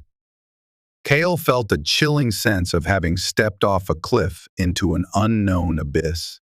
He had traded a slow, predictable slide into oblivion for a swift, unpredictable, and almost certainly lethal alternative. But as the citadel doors hissed open to receive him, a tiny, defiant spark, long dormant, flickered within him. At least, he thought with grim irony, the end wouldn't be boring. The Vel'ari citadel spire was less a building and more a vertical statement of absolute power, rendered in polished obsidian, gleaming chrome, and controlled energy fields. Its internal environment was a jarring symphony of contrasts, vast, echoing corridors maintained at a precise, cool temperature, silent, efficient servitor drones gliding on invisible pathways, and heavily armed guards whose impassive faces revealed nothing. Kael, acutely aware of his ragged state amidst this sterile grandeur, felt like a microbe under a microscope. He braced himself for a bare cell, perhaps with nutrient paste delivery and minimal sanitation. The reality was far more disorienting. He was guided into a residential suite that whispered of unimaginable wealth and refined taste. Walls shifted with slow, hypnotic displays of deep space phenomena. Furniture seemed sculpted from solidified light and shadow, and the air itself carried a faint, calming scent of exotic, off-world blossoms. It was a cage, certainly, but one gilded beyond his wildest imaginings. Psychological warfare, perhaps, or simply the Vel'ari way. Even their potential sacrifices were housed in splendor. The sonic ablutions chamber stripped away the grime and sweat of the arena, the high-frequency waves vibrating through his muscles, offering temporary relief from the chronic aches, but failing to touch the deeper fatigue etched into his bones and frayed nerves. Clean garments were provided, a tunic, trousers, and soft boots made from a deep gray material that felt both incredibly light and remarkably durable. Examining his reflection in a mirrored panel, he saw the landscape of his past etched onto his skin, the fine web of scars from shrapnel, the puckered mark of an energy weapon burn on his neck, the deeper lines of weariness around his eyes. The tremor in his left hand, though slight, was a constant, visible reminder of the internal chaos the neural storm had wrought. He looked like a relic, salvaged from some forgotten battlefield. Lyra's blunt assessment echoed, compromised, derelict. Could any amount of spirit compensate for such physical decay? A soft, melodic chime indicated a visitor. Kael instinctively adopted a defensive posture, quickly relaxing it as he remembered his current weaponless state. The door slid silently open, revealing Ilara Vel'ari. The youngest sister entered with a fluid grace that seemed almost out of place in the citadel's rigid geometry. Her eyes, those disturbing pools of starlight and ancient knowledge, fixed on him with an unnerving blend of childlike curiosity and millennia-old wisdom. She carried a tray bearing a single object, an ornate goblet fashioned from a swirling, violet-hued crystal, emitting a faint, pulsing luminescence. Steam curled from its rim, carrying a scent that was simultaneously intoxicatingly sweet and disturbingly complex, hinting at spices from unknown stars and something else, something metallic and energetic just beneath the surface. Greetings, Challenger Kael Rennar. Alara's voice was low and melodious, yet it resonated with the same underlying authority as her sister's. Though the circumstances of your claim were unconventional, the rite demands adherence to tradition. She placed the crystal goblet carefully on a low table near Kael. Your first trial awaits. It is a test of the inner landscape, the spirit's capacity to discern truth from allure, reality from illusion. Her gaze didn't waver. You must navigate the currents of manufactured desire. Resist the phantoms conjured to exploit your deepest vulnerabilities. She indicated the steaming goblet. This is celestial essence wine, a hallowed Vel'ari concoction, traditionally offered to attune a supplicant's spirit to the harmonic frequencies of our world, our lineage. A pause. You are required to drink. Kael's senses, dulled by fatigue, but sharpened by a lifetime of vigilance, went on high alert. Psychic seduction. This had to be the vector. He circled the table, keeping the goblet in his line of sight. He recalled the subtle ways psychic manipulation could be delivered through ingestibles, inhaled vapors, even resonant frequencies. His damaged nervous system was a wild card. Sometimes it created interference that disrupted psychic probes. Other times it left him agonizingly vulnerable to suggestion. He couldn't rely on it. He focused on the physical object, grounding himself. The intricate alien facets of the crystal, the palpable heat radiating from it, the way the light seemed to bend around its rim, and that scent, alluring. Yes, but with that dissonant undertone, like static electricity disguised as perfume. He thought of what his weary soul craved, an end to pain. Simple safety. Perhaps just a single night of unbroken sleep, without the ghosts of past failures haunting his dreams. This wine likely promised all that and more. A bespoke paradise designed to trap him in blissful oblivion. Celestial essence wine, he repeated, testing the words, keeping his tone neutral. A formidable name. He picked up the goblet. It was surprisingly heavy, the crystal vibrating faintly against his skin. He lifted it slowly, not towards his lips, but holding it before him, studying the swirling patterns within the violet liquid, watching Alara's reaction in his peripheral vision. Forgive my caution, Lady Alara, but my system has developed certain incompatibilities over the years, particularly with substances designed for attunement. He allowed a faint, dry smile. Sometimes attunement feels remarkably like destabilization. Alara's serene expression remained perfectly composed, yet Kael detected a subtle tightening around her eyes, a momentary stilling of her breath. She had expected immediate compliance, perhaps even eager acceptance from a man so obviously worn down by hardship. The essence is potent, yes, but its effect is one of harmony, not discord. Kael Rennar.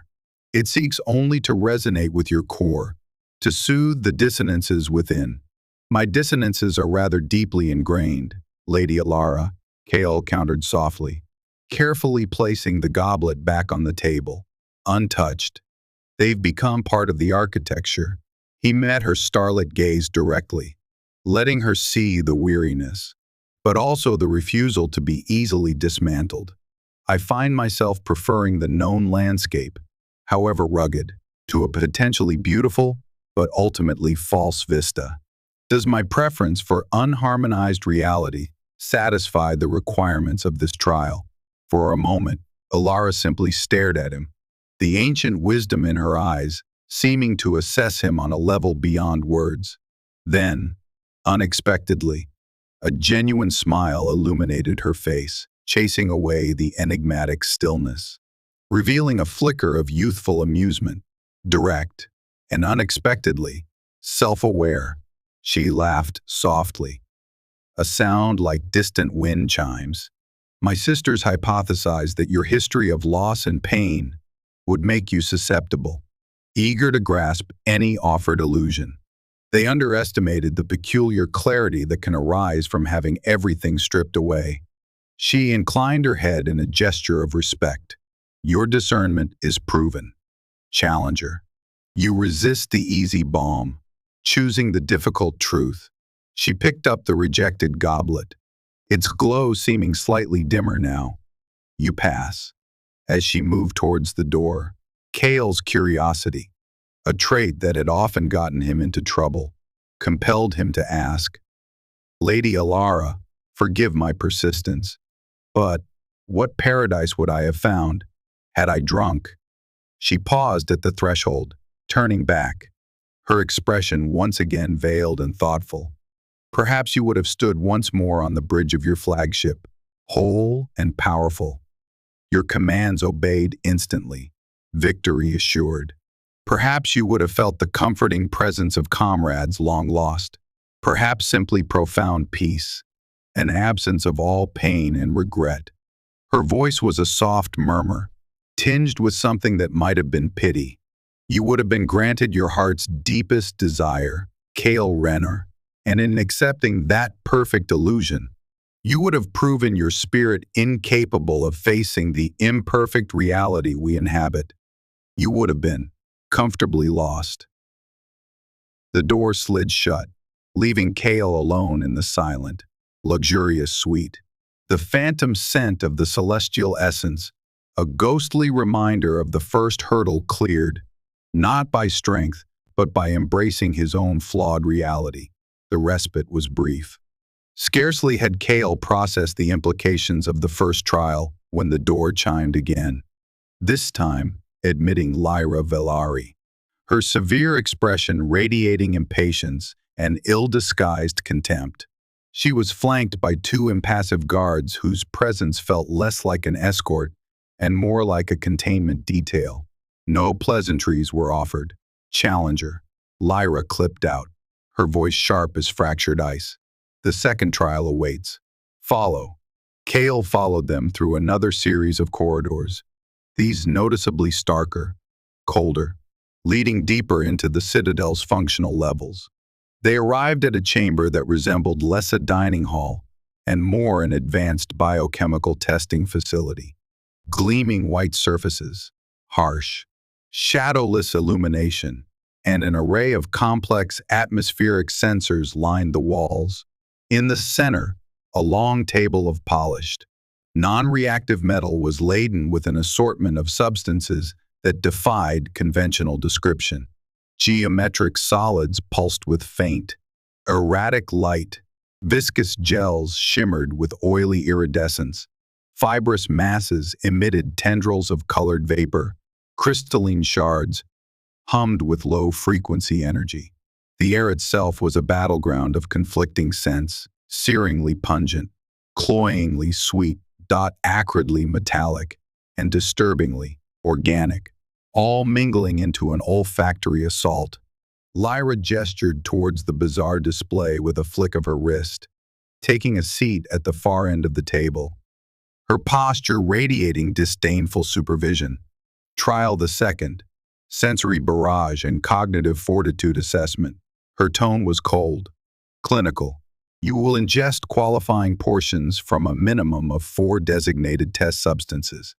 The objective is to demonstrate baseline cognitive function and emotional regulation, while subjected to extreme neurochemical and psychotropic stimuli designed to induce disorientation, hallucination, and emotional volatility.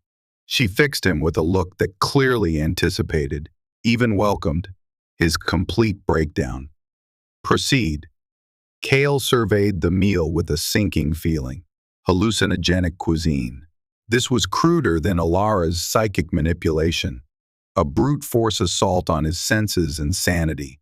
Years of consuming dubious alien flora and recycled protein sludge during campaigns had given him a cast-iron stomach. But this was different. These substances were likely engineered for maximum psychological disruption. He drew on his training. The harsh lessons learned in survival schools and on hostile beachheads.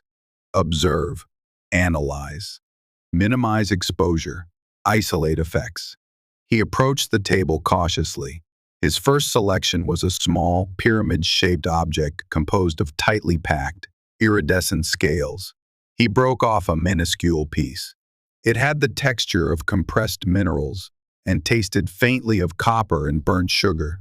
Within moments, his perception of time distorted, seconds stretching into subjective minutes, then snapping back erratically. The smooth white walls seemed to pulse subtly, breathing in time with a low hum that wasn't quite audible. He focused on his own breathing, counting inhalations and exhalations, imposing a familiar rhythm onto the temporal distortion until it subsided, leaving only a lingering sense of dissociation. Next, he sampled a trembling, black gelatinous sphere. It dissolved instantly on his tongue, releasing an intense wave of manufactured emotion, not his own, but a powerful surge of irrational terror, cold and paralyzing. His heart hammered against his ribs, adrenaline flooding his system. He fought the urge to flee, gripping the edge of the table, focusing on the physical sensation, the coolness of the metal under his fingertips. He recognized the effect as purely chemical, an external imposition, not a genuine response to threat. He rode out the wave, his training in resisting fear induction kicking in, until the artificially induced panic ebbed, leaving him sweating and shaky but mentally clear. His third choice was a crystalline lattice that emitted faint, multicolored sparks. The taste was sharp, acidic, like biting into a power cell. This substance targeted memory, not coherent illusions like Ilara might have woven, but fragmented, chaotic shards of recollection bursting into his consciousness without context or warning, the blinding flash of a breaching charge. The smell of burning flesh on Cygnus X7. The feeling of Cyria's skin under his glove moments ago. The face of a dying subordinate whispering a final message. The taste of nutrient paste from yesterday. Disjointed, jarring, emotionally loaded fragments. He gritted his teeth, refusing to be drawn into the maelstrom, categorizing the flashes as data corruption. Side effects of the ingested compound, compartmentalizing them away from his active thought processes. His already fragmented mind, accustomed to filtering internal static, proved surprisingly adept at managing this external sensory bombardment. He moved on to a fourth sample, a fibrous, pulsating gray mass. This induced mild auditory hallucinations, whispers just beyond the range of hearing, the distant sound of weeping, the clatter of machinery where none existed, annoying, unsettling, but ultimately manageable. He kept his expression neutral, focusing solely on the task of controlled ingestion, occasionally glancing towards Lyra. Her initial look of smug certainty had faded, replaced by a deepening frown of frustration and grudging disbelief. He wasn't reacting as expected. He wasn't screaming, or curling into a ball, or babbling incoherently. He was simply enduring, methodically working his way through her arsenal of psychoactive horrors, as if sampling slightly unusual appetizers. After carefully consuming a measured portion of a fifth substance, a viscous liquid that induced temporary synesthesia, making sounds taste metallic and colors feel textured, Kael determined he had met the minimum requirement. He placed the small tasting utensil precisely back on the table. He looked directly at Lyra, whose dark eyes narrowed in suspicion, searching for the cracks she was so sure must be there. "Lady Lyra," Kael stated, his voice remarkably even, though his nerves felt scraped raw and his senses were still buzzing with residual interference. "Has the required threshold for cognitive resilience been adequately demonstrated? Or does protocol require I sample the pulsating green cube as well? It looks particularly challenging." Lyra glared at him for several long seconds, her jaw tight. She clearly couldn't comprehend how this broken relic was resisting stimuli designed to shatter hardened psychic warriors. Finally, she gave a single, curt nod, the movement stiff with displeasure. The assessment is complete. The word sounded forced. Your physiological and neurological responses are atypical. An understatement. You may withdraw. My thanks for the unique culinary experience, Lady Lyra, Kael replied, the ingrained habit of dry sarcasm surfacing even through the chemical fog. He turned and walked steadily from the chamber, ignoring the wave of nausea and the lingering visual tracers. He had survived the second trial, shielded again, perhaps, by the very damage that defined his weakness. His system, already operating under duress, had refused to be fully overwhelmed by the induced chaos. As the door slid shut behind him, he knew he had chipped away another piece of the Vel'ari perception of him as merely a broken thing. One trial remained, the one overseen by Saraya herself, and that, he suspected, would be the most dangerous of all. The summons for the final trial came without preamble. Kael was escorted not to a testing chamber or formal hall, but to the apex of the Citadel spire, Saraya Vel'ari's private command center.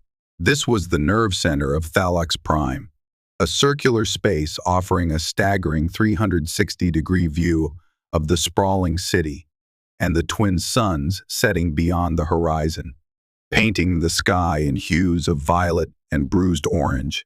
Advanced holographic displays shimmered with complex data streams, planetary logistics, orbital traffic, interstellar comms chatter, juxtaposed with shelves holding priceless, ancient Vel'ari artifacts and data crystals containing the accumulated wisdom and history of their lineage. The air itself seemed to hum with quiet, immense power. Saraya stood silhouetted against the panoramic view, her presence dominating the room even in stillness. Lyra and Alara were present, standing near the curved obsidian walls. Their roles shifted from proctors to witnesses. The tension in the room was palpable, a low thrum of expectation. Saraya turned slowly as Kael entered, her twilight eyes piercing, analytical, devoid of the cold amusement or detached curiosity she had shown earlier. This felt different, more serious, more personal. Kael Rennar, you have navigated illusion and withstood sensory assault. Commendable, perhaps, for one in your condition. Her voice was low, resonant. The final trial requires no external stimuli, no induced state. It is a trial of intrinsic character, of scrutiny. We must look beyond the legend, beyond the damage, and assess the fundamental nature of the spirit that resides within. She indicated a single, austere chair positioned directly under the room's central light source, leaving its occupant completely exposed. Be seated, Kael complied, the simple act feeling like stepping onto a stage under interrogation lamps. He felt the weight of the three sisters' combined gaze, a pressure more intense than any physical threat. We know the narratives, Saraya continued, beginning to pace slowly, her movements fluid and controlled. The Bone Breaker, the Butcher of Tartarus Nebula. Some called you after that campaign. Hero of the Third Siege. A warrior whose name commanded respect, obedience, and fear. She paused, her gaze sweeping over the city lights, beginning to twinkle below. But history is written by victors and polished by time. Legends are often built on foundations of necessary cruelty and acceptable losses. She stopped directly in front of him, her stare unflinching. Tell us of the man beneath the reputation. Tell us of the neural storm, not the clinical diagnosis. Alara's analysis was thorough. Describe the experience, the subjective reality of that fragmentation. What did it steal from you? Kael Rennar. Not just the power. What else? This was the crucible. No tricks, no illusions. Just the demand for naked truth. For the vulnerability he had spent years concealing. He hesitated. The instinct to deflect, to minimize, strong. But looking into Cyria's demanding eyes, he knew evasion was failure. He thought of the previous trials, how acknowledging his limitations had been his only path through. Honesty, however painful, seemed the only currency accepted here. He drew a breath, letting it out slowly. Control, he said, his voice barely above a whisper. Raw with remembered trauma. Not just the kinetic control. Self-control. The storm. It wasn't a single event. It was like having the core programming of your mind corrupted by a malicious code, running constantly in the background.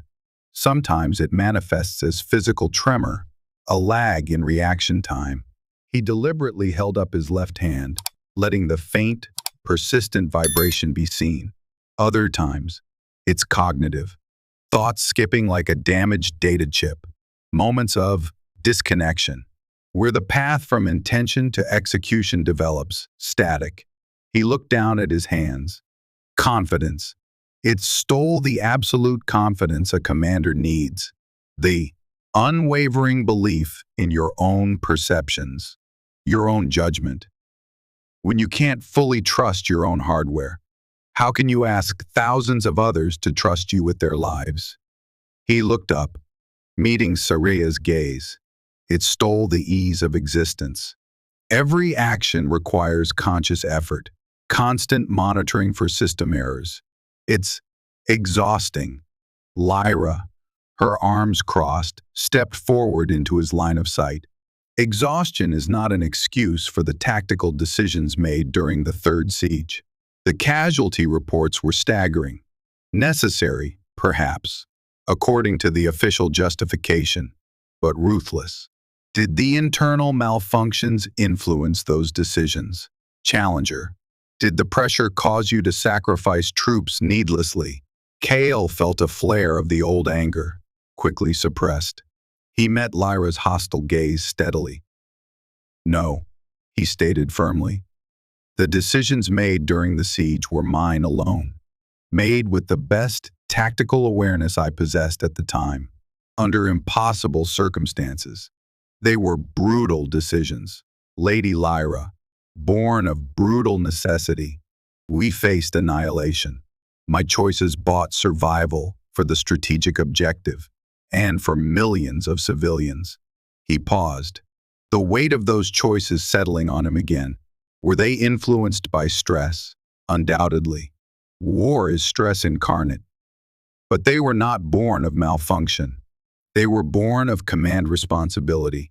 The cost. I live with it. It's a scar of a different kind. One the neural storm couldn't inflict and couldn't erase.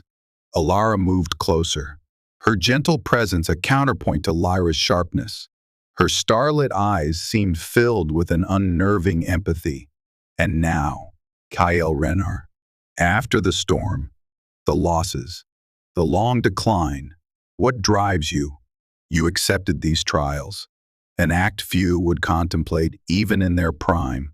It cannot solely be a desire for self-preservation. What deeper current pulls you towards this? Potential self-destruction. Kael searched himself for the answer. It wasn't a quest for redemption, nor a desire for power he knew he couldn't truly wield again. It felt more fundamental, more stubborn. Relevance, he said, the word tasting strange on his tongue. A refusal to be consigned to the scrap heap. A need to demonstrate that even a damaged mechanism can still possess worth, can still function. He looked from Alara to Cyria. Perhaps it was simply the last defiant gesture of a man who refuses to fade quietly, and an assertion that being broken doesn't equate to being worthless. A wry, tired smile touched his lips. Or perhaps I simply possess an appalling lack of judgment when presented with ultimatums in gladiatorial arenas. Cyria stepped closer still, her proximity creating an intimate space in the vast room. She studied his face intently, her gaze seeming to miss nothing: the lines of pain, the flicker of defiance, the deep, abiding weariness. He felt stripped bare, his defenses dismantled not by force, but by the sheer intensity of her focus. He expected the final dismissal, the pronouncement of his inadequacy. Instead, she did something utterly unexpected. She reached out, slowly, deliberately. Her ungloved fingers, cool and surprisingly gentle, brushed against the side of his face, tracing the raised line of scar tissue just above his jawline. It was not the accidental contact of the arena, nor the probing touch of a healer. It felt like acknowledgement, a direct, physical connection bridging the immense gap between their stations, their histories. The contact sent an unexpected warmth through him, grounding him, silencing for a moment the internal static.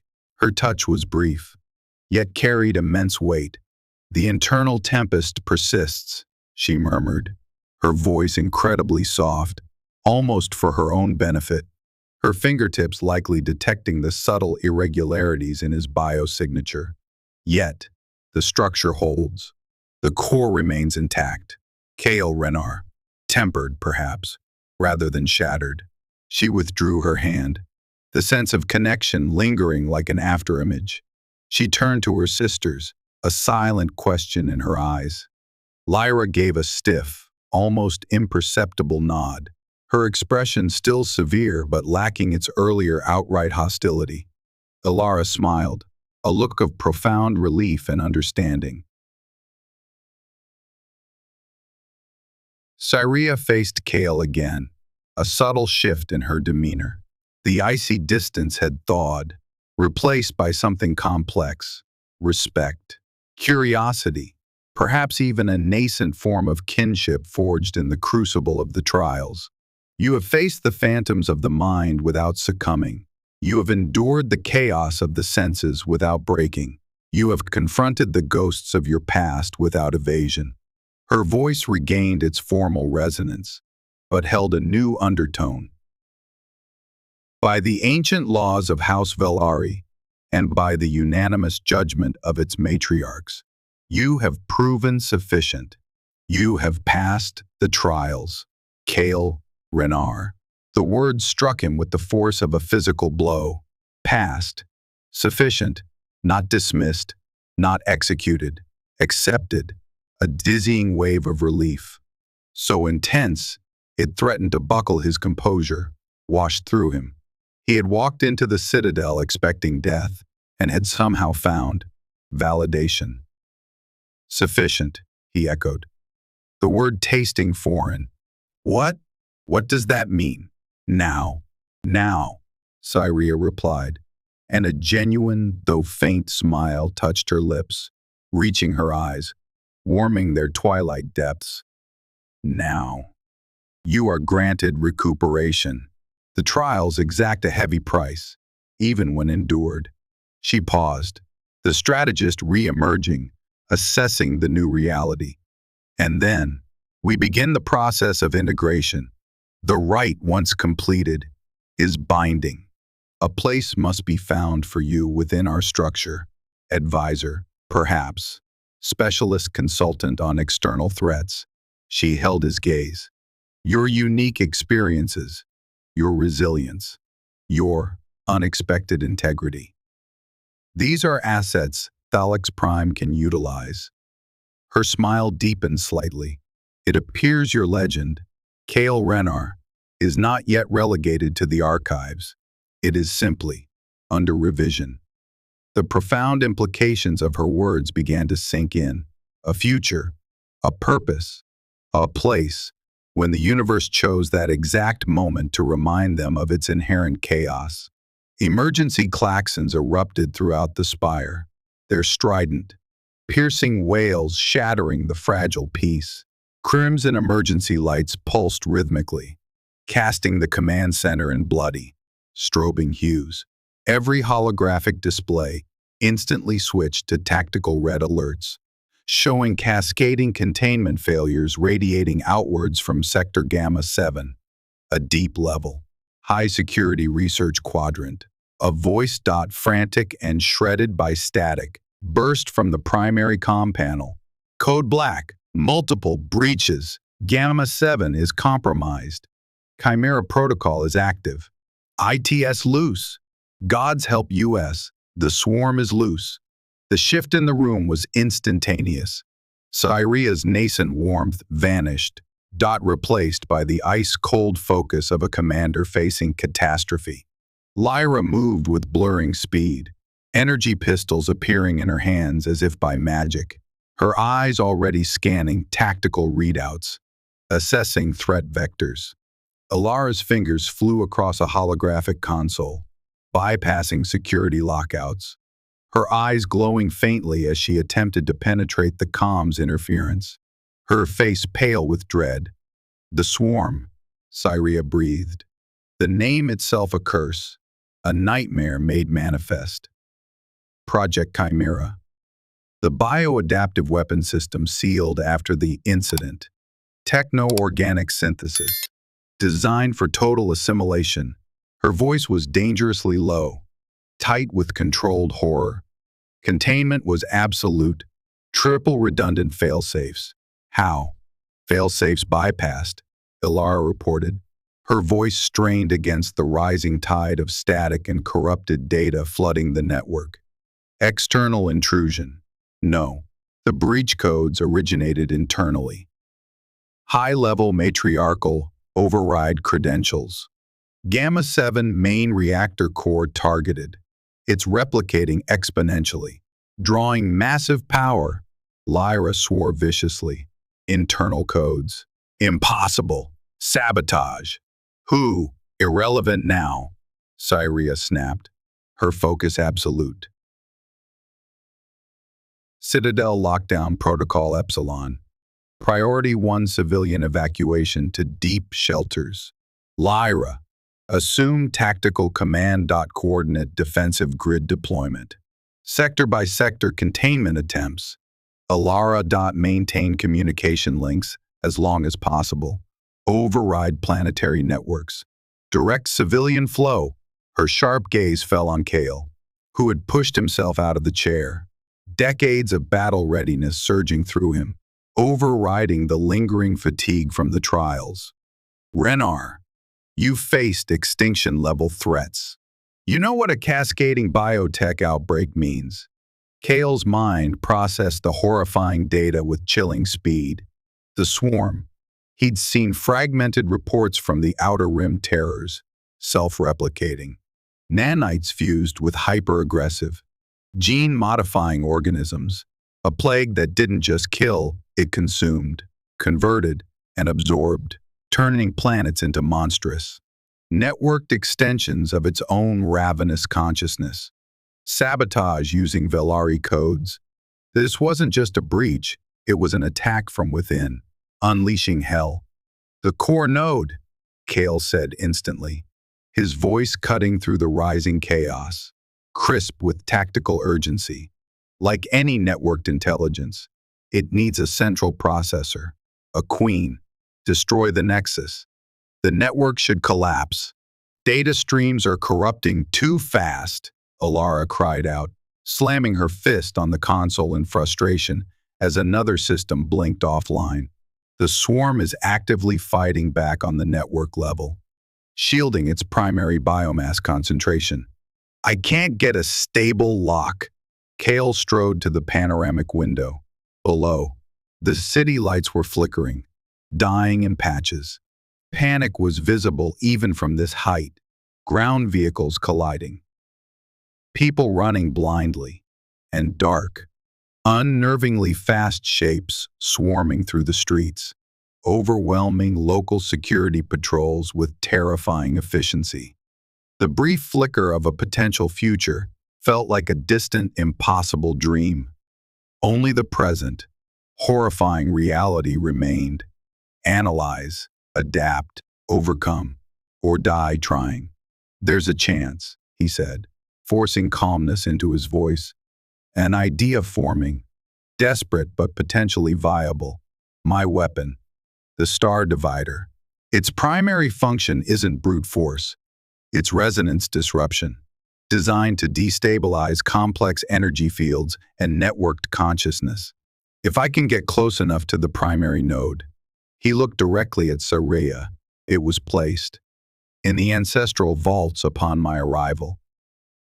Saria's decision was instantaneous. Vault designation Omega 9, sublevel 14. Access codes already transmitted to your temporary ident chip. She turned to her sisters. Her commands sharp, precise. Lyra, hold this command center. It's the most hardened point in the spire. Coordinate from here. Alara. Prioritize evacuation guidance and try to isolate the saboteur's digital signature if possible. We need to know who betrayed us. Her gaze met Kael's, hard and resolute. Rennar, you're with me.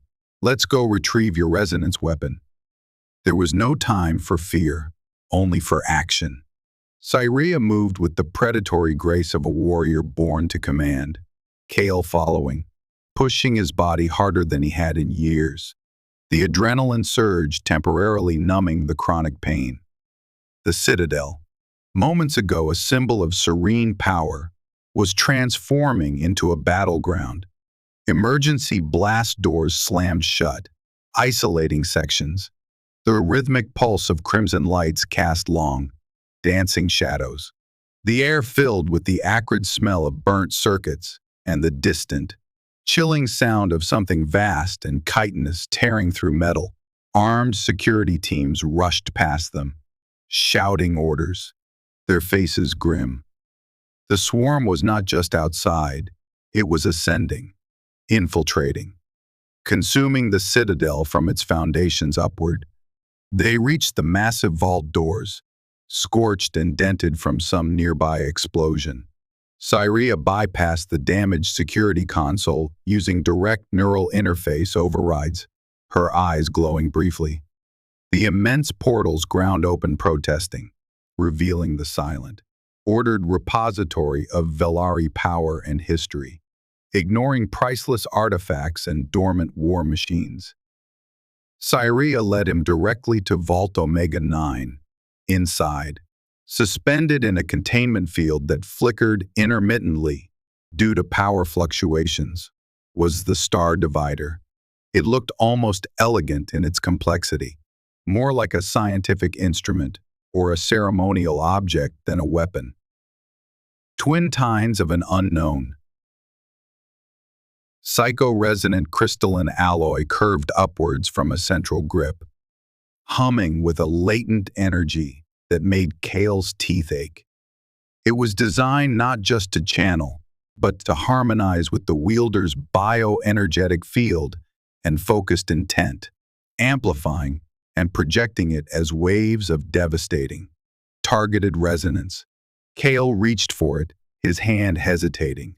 He was not the man who had last wielded this weapon in battle. His energy field was scarred, his control imperfect. Could he even bring it to bear? Or would the feedback shatter him? His fingers closed around the grip. It felt cold, alien, resistant. For a sickening moment, he felt nothing. No response. Then deep within the alloy, a faint, reluctant pulse answered his touch. A grudging acknowledgement. The Star Divider recognized the core signature, the faint echo of the power it had once served. A dim, flickering blue light emanated from the tines, weak and unstable, but present. It felt incredibly heavy, unbalanced. Like trying to lift a sleeping leviathan. It responds, Saria said, her voice tight with a mixture of awe and apprehension. Just barely. Kael confirmed, hefting the weapon, the familiar weight settling uncomfortably in his grasp. It'll be like wrestling a nightmare. But it might be enough. He turned, the Star Divider's low, erratic hum, a counterpoint to the Citadel's death throes. Alara find that node yet. She's triangulating, Saria relayed, monitoring her camp plant. Massive energy signature, biomass density off the scale, converging on the primary geothermal exchange core, deep sub-levels. It's tapped into the planet's mantle heat. Gods. It's trying to turn the whole citadel into an incubator. Their descent became a nightmare journey through violated territory. The lower levels were barely recognizable. Walls coated in pulsing, veined organic matter. Corridors choked with grotesque swarm constructs, skittering amalgamations of metal and flesh. Multi-limbed horrors crafted from broken servitors and assimilated personnel. Lumbering biotanks spitting corrosive enzymes. Cyria fought like a cornered Valkyrie, her pistols spitting precise bursts of energy, her movements economical and deadly. Kael, burdened by the heavy, unstable star divider and his own physical limitations, fought with grim determination. He couldn't unleash the weapon's full potential. The feedback would be instantly lethal, but he discovered that even short, controlled pulses of resonant energy, carefully aimed, could disrupt the swarm's localized hive consciousness. The constructs would falter, spasm, their coordination breaking down, sometimes collapsing entirely as the network signal flickered. Each pulse, however, sent jolts of agony through his arms and chest, threatening to overload his damaged nerves, forcing him to conserve his efforts, making every shot count.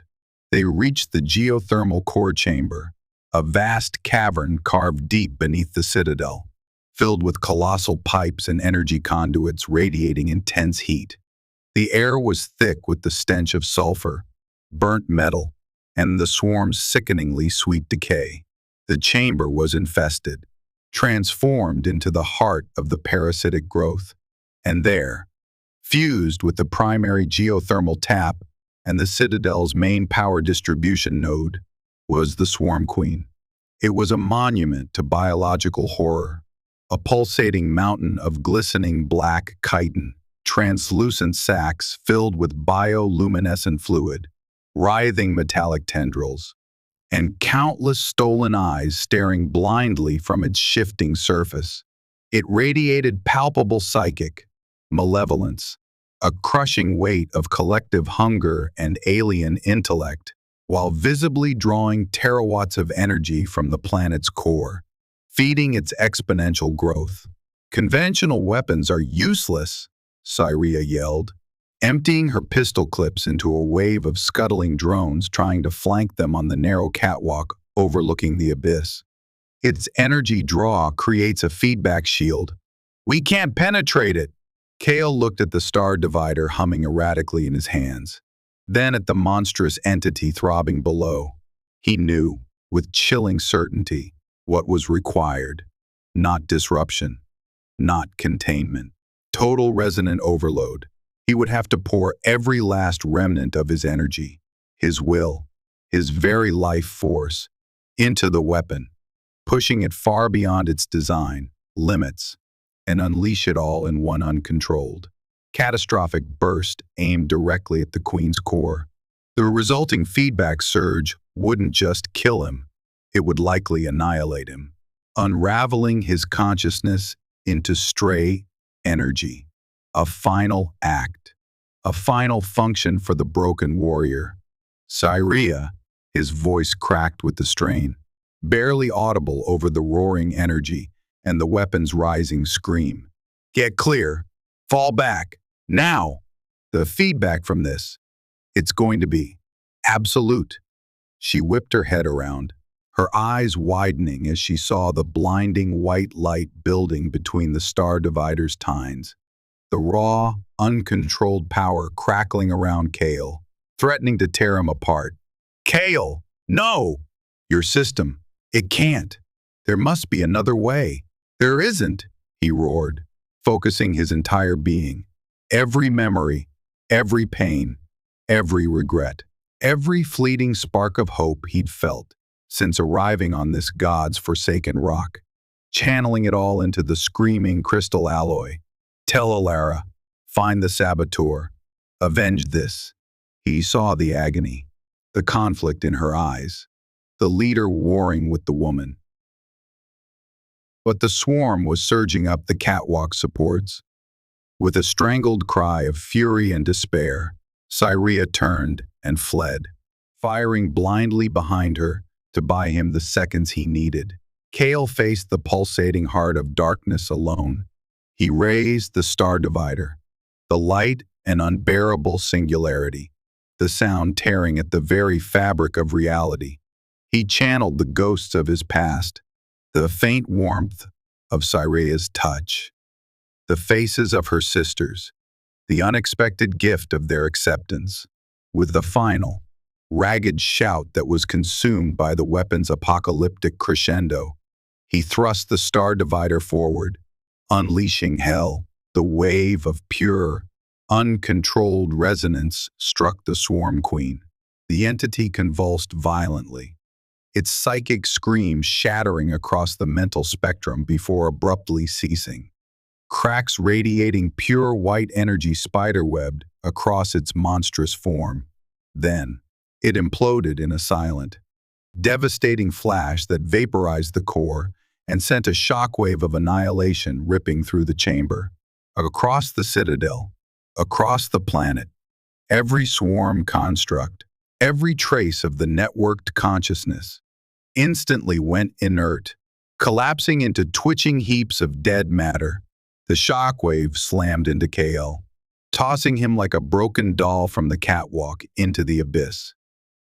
The star divider tumbled away, its light extinguished. His last conscious thought wasn't of fear or pain, but of a single, clear word echoing in the sudden, profound silence, sufficient. Then darkness took him completely, floating, adrift in a warm, silent ocean of non-being. Fragments of sensation drifted past like phantom debris, the memory of blinding light, the echo of tearing resonance, distant voices murmuring like the tide on a forgotten shore, the dull ache of a body pushed far beyond its limits. Time ceased to have meaning. He was unraveling, his consciousness fraying, the delicate structure of his mind threatening to dissipate into the void. Death felt near, not as a threat, but as a gentle, welcoming release from the long, weary struggle.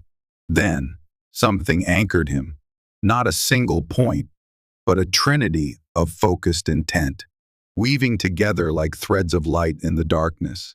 He felt Cyria, a cool, unwavering presence, establishing a baseline, a point of stability in the swirling chaos of his dissolving self. He felt Alara, a flowing current of luminous energy, gently mapping the catastrophic damage, identifying salvageable pathways, soothing the raw edges of trauma with impossible tenderness.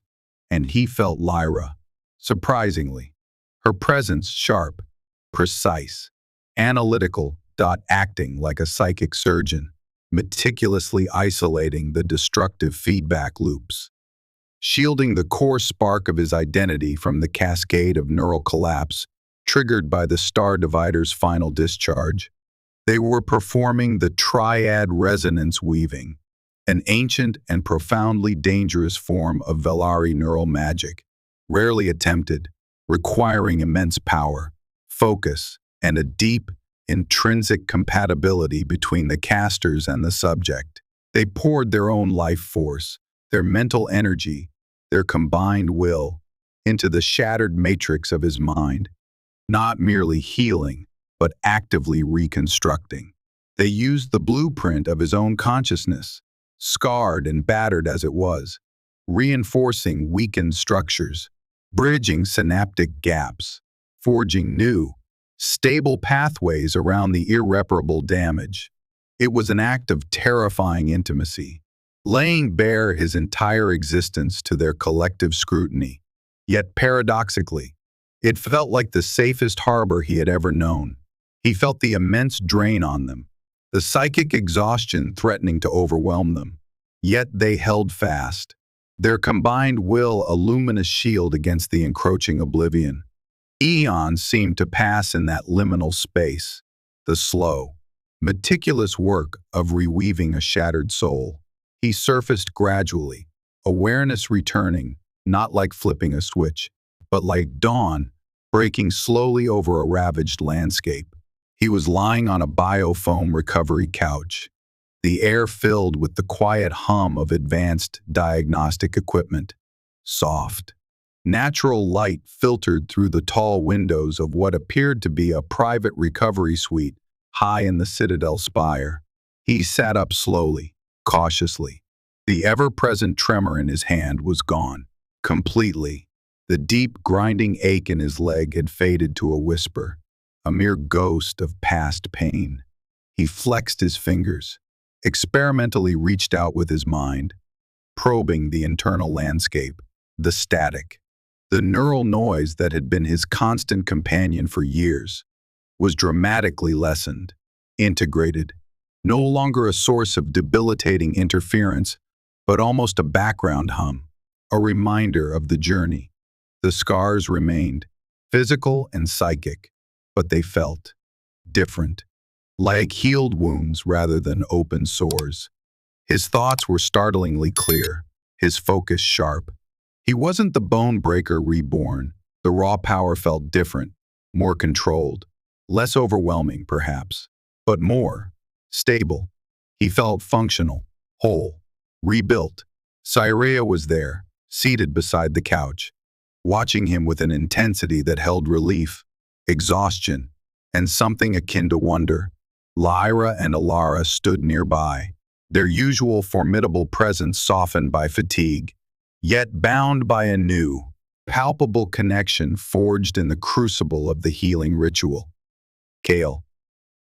Cyrea's voice was barely a whisper, thick with emotion. He met her gaze, the depth of his gratitude, the complexity of his feelings, rendering words inadequate. You brought me back. We held the line. Ilara corrected gently, her starlit eyes soft. You paid the price to save this world. Kael Rennar. We merely refused to let that price be absolute. Lyra offered a rare, almost imperceptible softening of her features, a look that might have been respect. The debt owed by House Vel'ari is profound.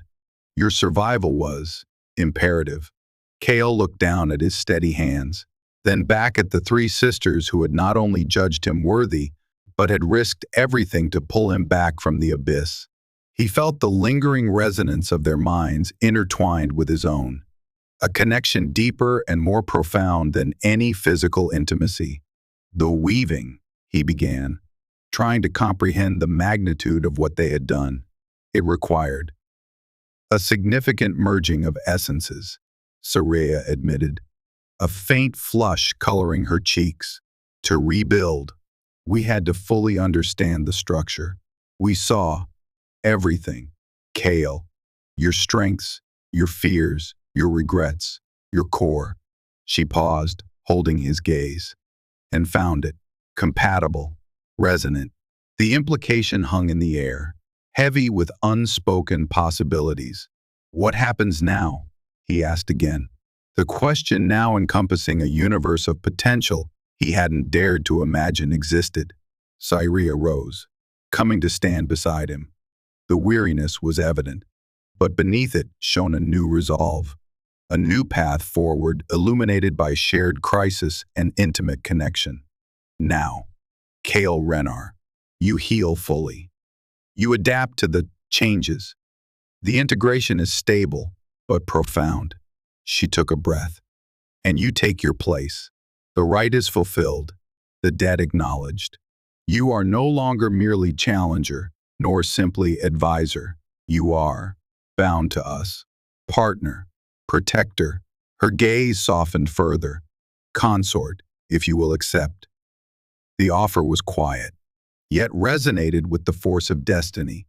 We have faced oblivion together. Now, we face the future. Will you face it with us? Kael looked at the three extraordinary women before him, the cool leader, the sharp cynic, the ancient soul, who had seen the broken wreckage of his life and somehow found value, potential, even resonance within it. They had not just saved his life, they had given him a new one, rebuilt from the fragments of the old. The path ahead was unknown, perhaps perilous, but for the first time in years, it stretched before him not as a decline into darkness, but as a journey towards light. Yes, he said, the words simple, yet absolute, with honor. 11 years later, Kael Rennar stood on the command center balcony, the rebuilt city of Thalax Prime gleaming below, a testament to resilience and shared purpose. The scars of the swarm incursion had faded into memory, replaced by prosperity and innovation. He stood tall and steady, the lines on his face telling stories of leadership and responsibility, not just survival. The faint hum of his integrated nervous system was a familiar, grounding presence.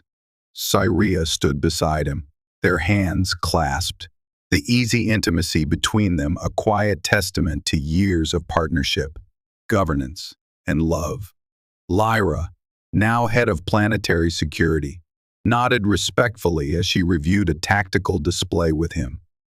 Their earlier antagonism replaced by mutual trust and professional respect.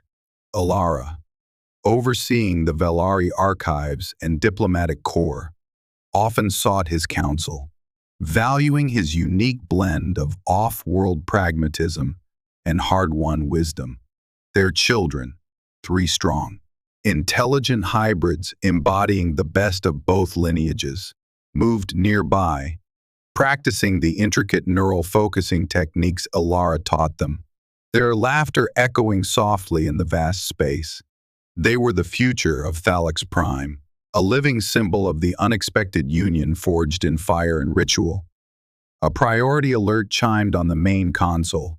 Kael and Cyria turned simultaneously. Reports from the outer sectors. Increased activity along the Perseus Veil. Unconfirmed sightings of techno-organic vessels exhibiting disturbing similarities to the swarm, and intelligence chatter identifying the source of the original swarm sabotage, a disgraced cousin of the Vel'ari, seeking revenge for past grievances, now aligned with a shadowy interstellar faction trafficking in forbidden bioweaponry. The saboteur had been located. Justice, long delayed, was finally within reach. Kael met Cyria's gaze. The old warrior instinct flickered, but it was tempered now by something deeper, the responsibility of a leader, the protectiveness of a father, the steady resolve of a man who had found his purpose, not in destruction, but in building and defending. He was no longer just Kael Rennar, the broken legend. He was consort, partner, dart strategist, father. The man who had stumbled into an arena seeking only escape had found a home, a family, and a cause worth fighting for. Legends might fade, but the future was waiting to be written.